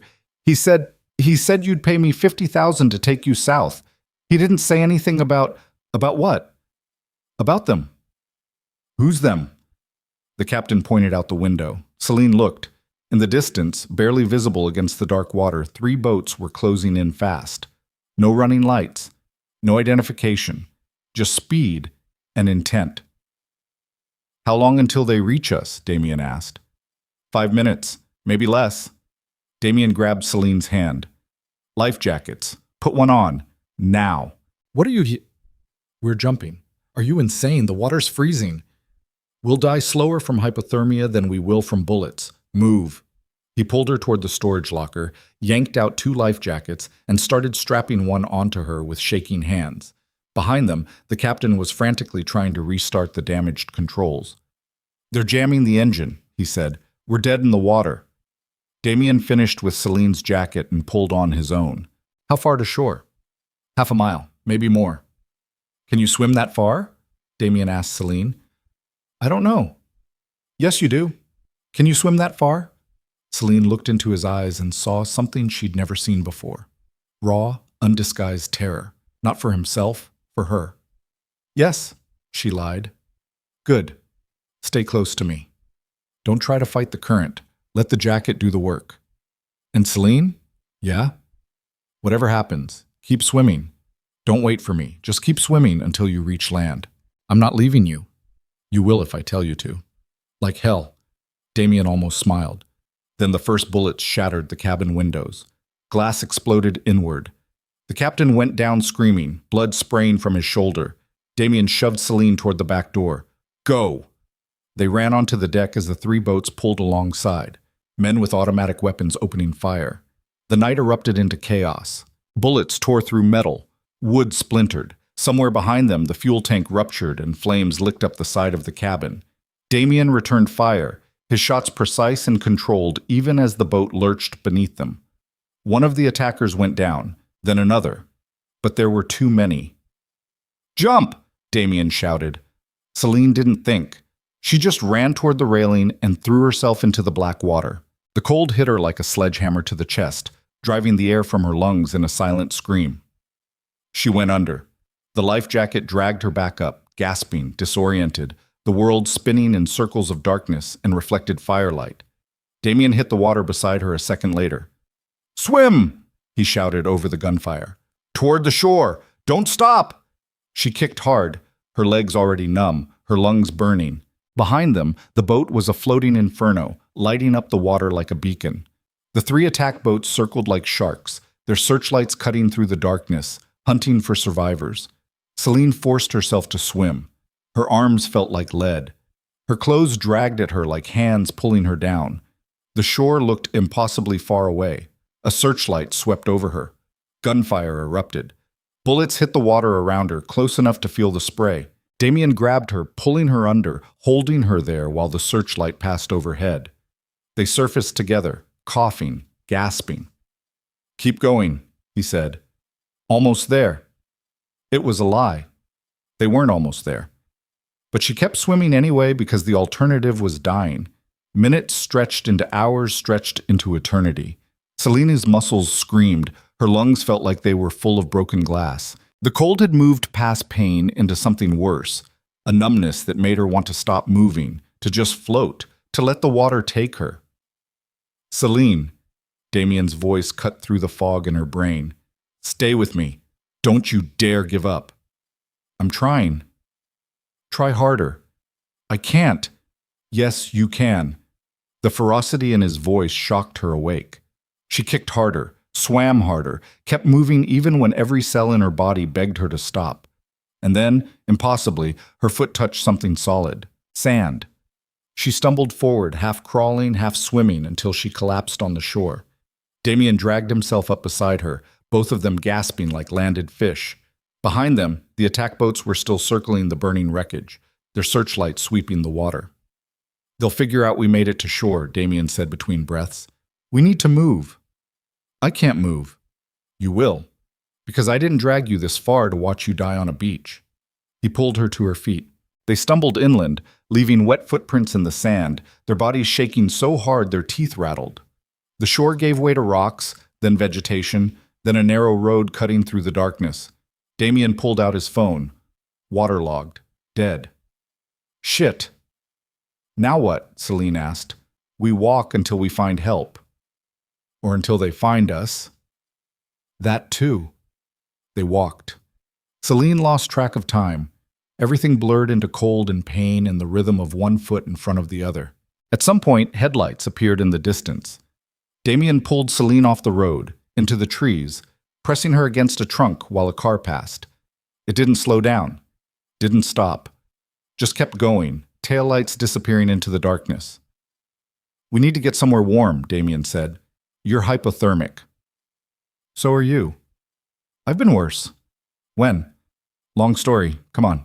Another half-mile up the road, they found a gas station, one of those all-night places with fluorescent lights and bars on the windows. Damion walked in first, dripping water, looking like he'd crawled out of a grave. The clerk behind the counter took one look at him and reached for something under the register. "Don't," Damion said, his voice flat. "I just need to use your phone." "We don't have a—" Damion pulled out his wallet, somehow still intact despite the swim, and dropped $500 bills on the counter. "Please." The clerk stared at the money, then he pushed a phone across the counter. Damion dialed from memory. It rang 3 times before someone picked up. "This is Volkov. I need a pickup. Lake Michigan shoreline about 40 miles south of the city. There's a gas station." He squinted at the faded sign outside. "Miller's Gas and Go. Send someone clean. No ties to the organization. And hurry." He hung up and looked at Celine. "Help's coming. 30 minutes. "Who did you call?" "A contact. Someone who owes me." "Can we trust them?" "We're about to find out." The clerk was staring at them. "You two okay? You want me to call an ambulance or something?" "No ambulances," Damion said, "but I'll take whatever dry clothes you're selling and 2 cups of the worst coffee you've got." 20 minutes later, they were dressed in oversized tourist t-shirts that said "I Heart Chicago" and sweatpants that didn't fit, sitting in a corner booth with coffee that tasted like motor oil. Celine couldn't stop shaking, not from the cold anymore, from everything. "Victor sold us out," she said quietly. "Yes." "Why?" "Money, fear, leverage. Does it matter? He made his choice." "You trusted him." "I was wrong to." "Were you? Or is this just what your world looks like? Everyone betraying everyone until nobody's left standing?" Damion stared into his coffee cup like he was reading his future in the dregs. "My father used to say something. He said trust was the most expensive thing you could buy and the easiest thing to lose. I never understood what he meant until I built my own empire. Every person you trust is a knife waiting to go into your back. You just have to decide which knives are worth the risk." "And Victor wasn't?" "Apparently not." "What about me?" Damion looked up, and for the first time since they'd crawled out of the water, something almost like warmth flickered in his eyes. "You're the only knife I don't mind holding." Celine wanted to laugh at how broken that sounded. Instead, she reached across the table and took his hand. "We're going to survive this," she said. "You don't know that. Neither do you, but we're going to try anyway." Headlights pulled into the parking lot. A nondescript sedan, no plates. Damion stood carefully, his hand moving toward the gun he'd somehow kept through everything. The driver got out, and Celine's heart stopped, because it was Ivy. She looked different, stronger. Her hair was shorter. She wore dark clothes and moved with confidence Celine had never seen in her before. She walked into the gas station like she owned it. "You look like hell," Ivy said. "What are you doing here?" Damion asked. "Victor called me. Said you needed a ride, said nobody else could be trusted." "And you believed him?" "No, but I came anyway, because you saved my life. Both of you did. I figured it was time to return the favor." Celine stood, her legs still unsteady. "Ivy, don't. I know what you're going to say, that it's too dangerous, that I should go back to hiding, that I don't owe you anything." Ivy's expression hardened. "But I'm done hiding. I'm done being the victim. Victor told me what happened. He told me everything." "Everything?" Damion asked carefully. "That he sold you out. That Agent Navarro paid him $500,000 to set you up. That the boat was supposed to take you straight into an ambush." Ivy's voice dropped. "He told me because he couldn't live with it, because he wanted someone to know what he'd done before he disappeared." "Where is he now?" "Gone. Left Chicago an hour ago. Said he was going somewhere even you couldn't find him. Damion's jaw worked. Smart. Maybe. Or maybe he's just another coward. Ivy pulled out a set of keys. My car's outside. I can take you wherever you need to go. Why? Celine asked. Why would you risk this? Ivy looked at her, and Celine saw something fierce burning in her eyes. Because for 3 years, I let Preston hurt me. I told myself I deserved it. That if I was just better, quieter, more perfect, he'd stop. And then you walked into my life and showed me something I'd forgotten. What's that? That sometimes the only way to survive is to fight back. They drove north in silence, away from Chicago, away from the life they'd known. Ivy didn't ask where they were going. Celine didn't know anyway. Somewhere around dawn, as the sun started bleeding pink across the horizon, Damion's borrowed phone rang. He answered. Yeah? A woman's voice. Agent Navarro. Even through the phone, Celine could hear the ice in her tone. You're harder to kill than I expected, Volkov. Thanks. I've been practicing. This isn't over. Yeah, it is. I kept my end of the deal. I disappeared. That's what you wanted? I wanted you in prison. Or dead. Disappearing wasn't part of the agreement. Then you should have been more specific in your written statement, which, by the way, I still have copies of, along with all of Constantine's recordings. You come after me again, and they go public. We clear? Navarro was quiet for a long moment. How did you survive the boat? I've survived worse. Victor said, Victor's a liar. He always has been. I just took too long to see it. He gave you up for $500,000. That's loyalty in your world, isn't it? Everyone has a price. Most people do, but not everyone. Damion looked at Celine as he said it. You think love makes you invincible? Navarro asked. You think that doctor you're dragging through hell with you is going to save you?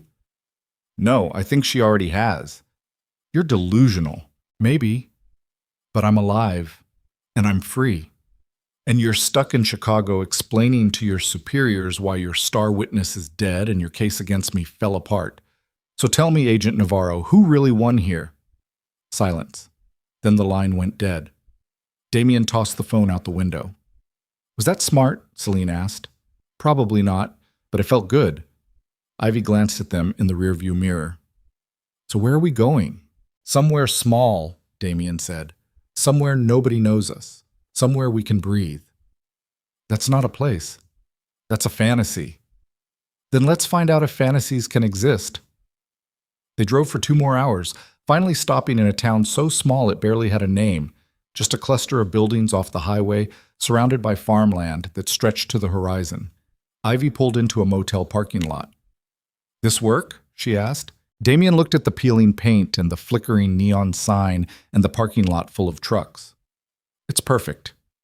They rented 2 rooms with cash and collapsed into sleep that felt more like dying. When Celine woke up, it was late afternoon and Damion was sitting by the window, staring out at nothing. Can't sleep? She asked. Haven't been able to sleep properly in years. She crossed the room and sat beside him. What happens now? Now we figure out how to live like normal people. You think that's possible? No, but I'm willing to try. What about your empire? Everything you built? Victor can have it, or someone else will take it. Empires fall. That's what they do. I spent 20 years building mine. Maybe it's time to spend the next 20 building something else. Like what? I don't know. Something smaller. Something that doesn't require armed guards and encrypted phones. Something legal? Let's not get ahead of ourselves. Celine smiled despite everything. You're going to be terrible at being normal. Probably. But I'll have you to keep me honest. Is that what I am now, your moral compass? You're the only compass I've got. There was a knock at the door. Both of them froze. Damion's hand moved toward the gun he'd placed on the nightstand. It's me, Ivy called through the door. I brought food. Celine let her in. Ivy had changed into jeans and a flannel shirt. She must have bought somewhere, looking more like a local than someone who'd escaped Chicago's underworld 12 hours ago. She set down bags of fast food on the table. Figured you were hungry. You didn't have to do this, Celine said. I know, but I wanted to. Ivy sat down on the bed. I've been thinking about what I'm going to do next, where I'm going to go. And, Damion asked, law school. Like I told you before, I want to help people like me, women who are trapped, who don't know how to get out. I want to be the person who shows them the door." "That's brave," Celine said. "No. What you did was brave. You walked into hell for someone you barely knew. I'm just trying to do something useful with the second chance you gave me." "Where will you go?" "California, maybe. Somewhere far from Preston, far from Chicago. Somewhere I can start over without looking over my shoulder every 5 seconds." "You deserve that," Damion said quietly. Ivy looked at him. "So do you. Both of you." They ate in silence, greasy burgers and fries that tasted better than anything Celine had eaten in weeks. After, Ivy stood to leave. "I'm heading out in the morning, driving west. If you need anything before then—" "We'll be okay," Celine said. Ivy paused at the door. "Thank you for everything.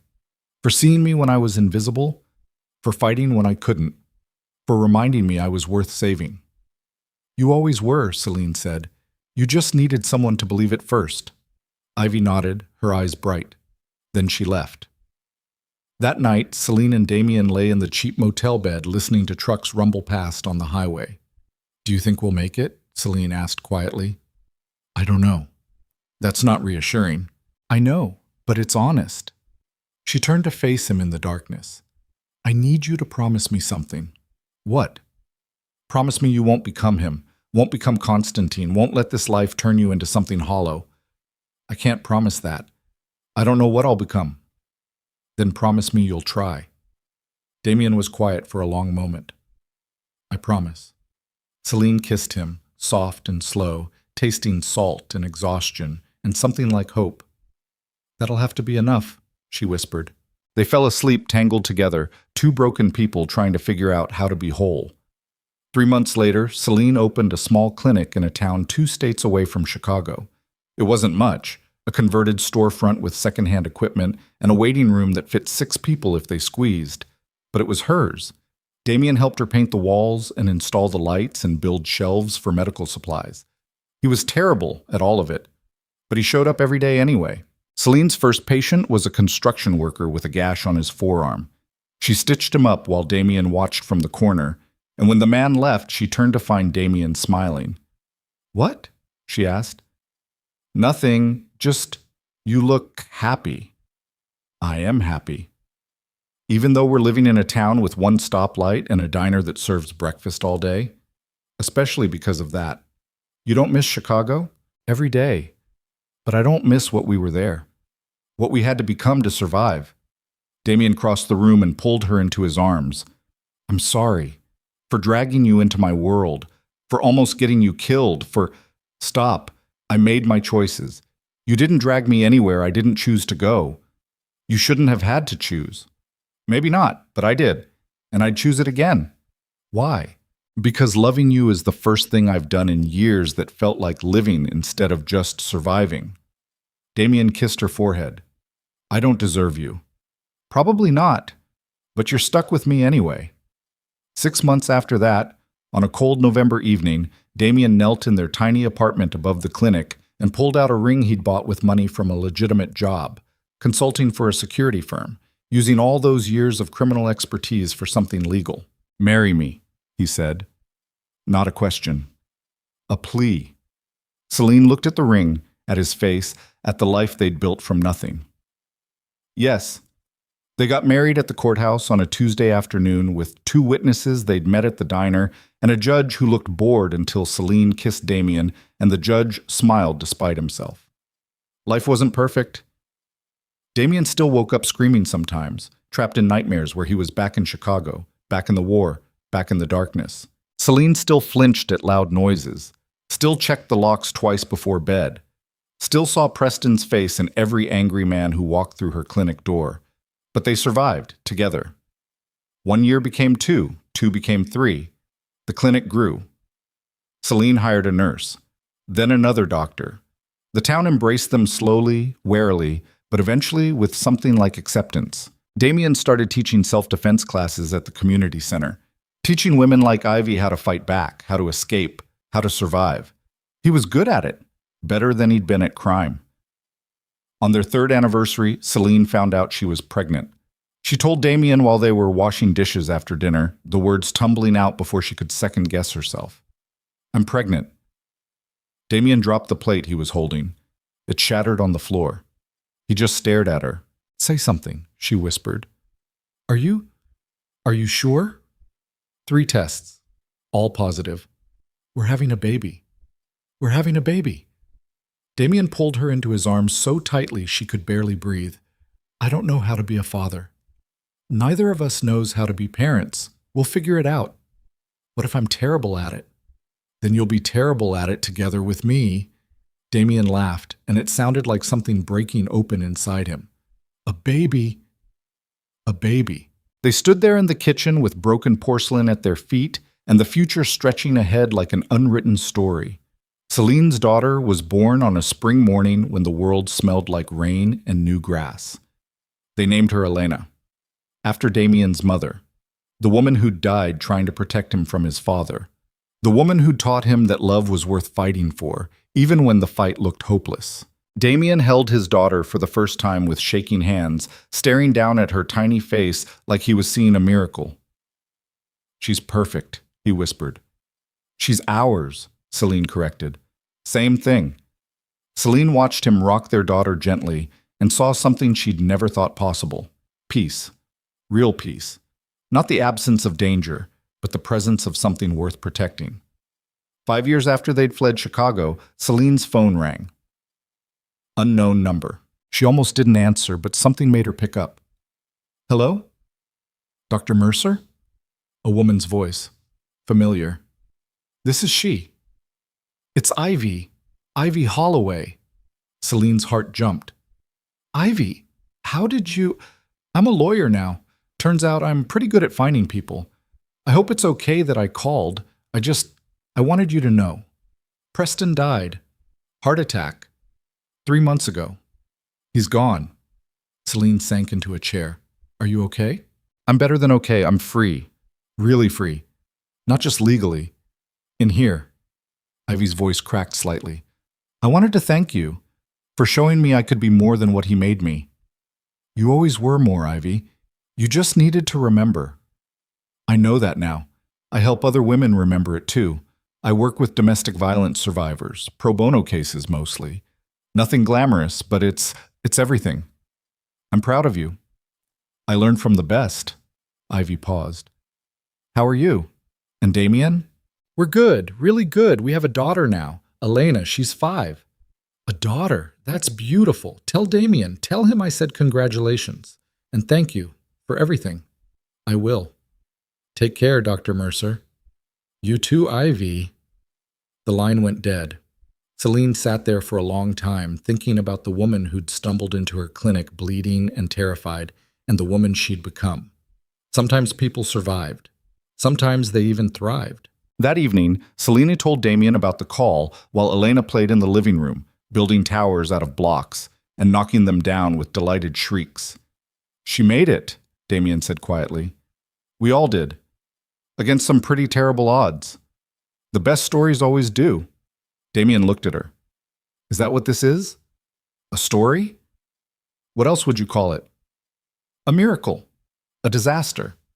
A second chance we didn't deserve. Maybe all of those things. Elena toddled over, holding up a block. Daddy, help! Damion scooped her up, settling her on his lap, helping her stack blocks into increasingly precarious towers. Celine watched them and felt something warm bloom in her chest. This was what winning looked like. Not the absence of scars, but the presence of healing. Not the erasure of the past, but the courage to build a future despite it. That night, after Elena was asleep, Damion and Celine sat on their porch watching fireflies dance in the darkness. Do you ever think about going back? Celine asked. To Chicago? Yeah. Sometimes, but not to stay. Maybe just to visit. See what's left. Say goodbye properly. Would it change anything? No, but it might help me stop looking over my shoulder. You still do that? Every day. Old habits. Do they ever die? I don't know. Ask me in another 5 years. Celine leaned against him, feeling his heartbeat steady and strong beneath her ear. I love you, she said. I know. That's not the response you're supposed to give. What am I supposed to say? I love you too. Damion smiled in the darkness. I love you too. And somewhere far away, in a city that had forgotten their names, the empire Damion Volkov had built continued to crumble. Victor disappeared, never to be heard from again. Agent Navarro got promoted, then got caught in a corruption scandal and resigned in disgrace. The warehouses burned, the money dried up, the network collapsed. Everything Damion had spent 20 years building turned to ash and memory.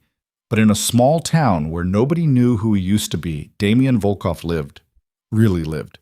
Not as a king, not as a monster, just as a man, a husband, a father. Someone who'd learned the hard way that the things worth having were never the things you could take by force. They were the things you had to earn. One choice at a time, one day at a time, one breath at a time. And on quiet evenings when the world felt heavy, when the nightmares came back, when the weight of everything he'd done threatened to pull him under, Damion would walk into his daughter's room and watch her sleep. This tiny person who existed because he'd chosen to stop running. Because Celine had chosen to run with him. Because sometimes the only way to survive the darkness was to create your own light. And that in the end was enough. Not perfect, not pain-free, but enough. Years later, when Elena was old enough to ask questions, she would look at her father and say, "Tell me a story." And Damion would smile, that rare, genuine smile that only appeared around his family, and say, "Once upon a time, there was a man who thought he was a monster." Was he? Elena would ask. Maybe, for a while, but then he met a woman who was braver than she knew, and she showed him something he'd forgotten. What's that? That monsters are just people who've forgotten how to be human, and that the way back isn't through power or fear or control, it's through love, even when love is terrifying, even when it costs everything, especially then. Did they live happily ever after? Damion would look at Celine across the room, and she would look back, and something would pass between them that didn't need words. They lived, he would say, and that was better than any fairy tale. Because in the end, this wasn't a story about redemption. It was a story about survival, about two people who'd been broken by the world and found each other in the wreckage, about choosing to build something new instead of mourning what was lost, about learning that sometimes the bravest thing you can do isn't fighting, it's walking away from the fight entirely, and starting over, again, and again, and again, until one day you wake up and realize you're not just surviving anymore, you're living. And that's the only victory that ever really mattered.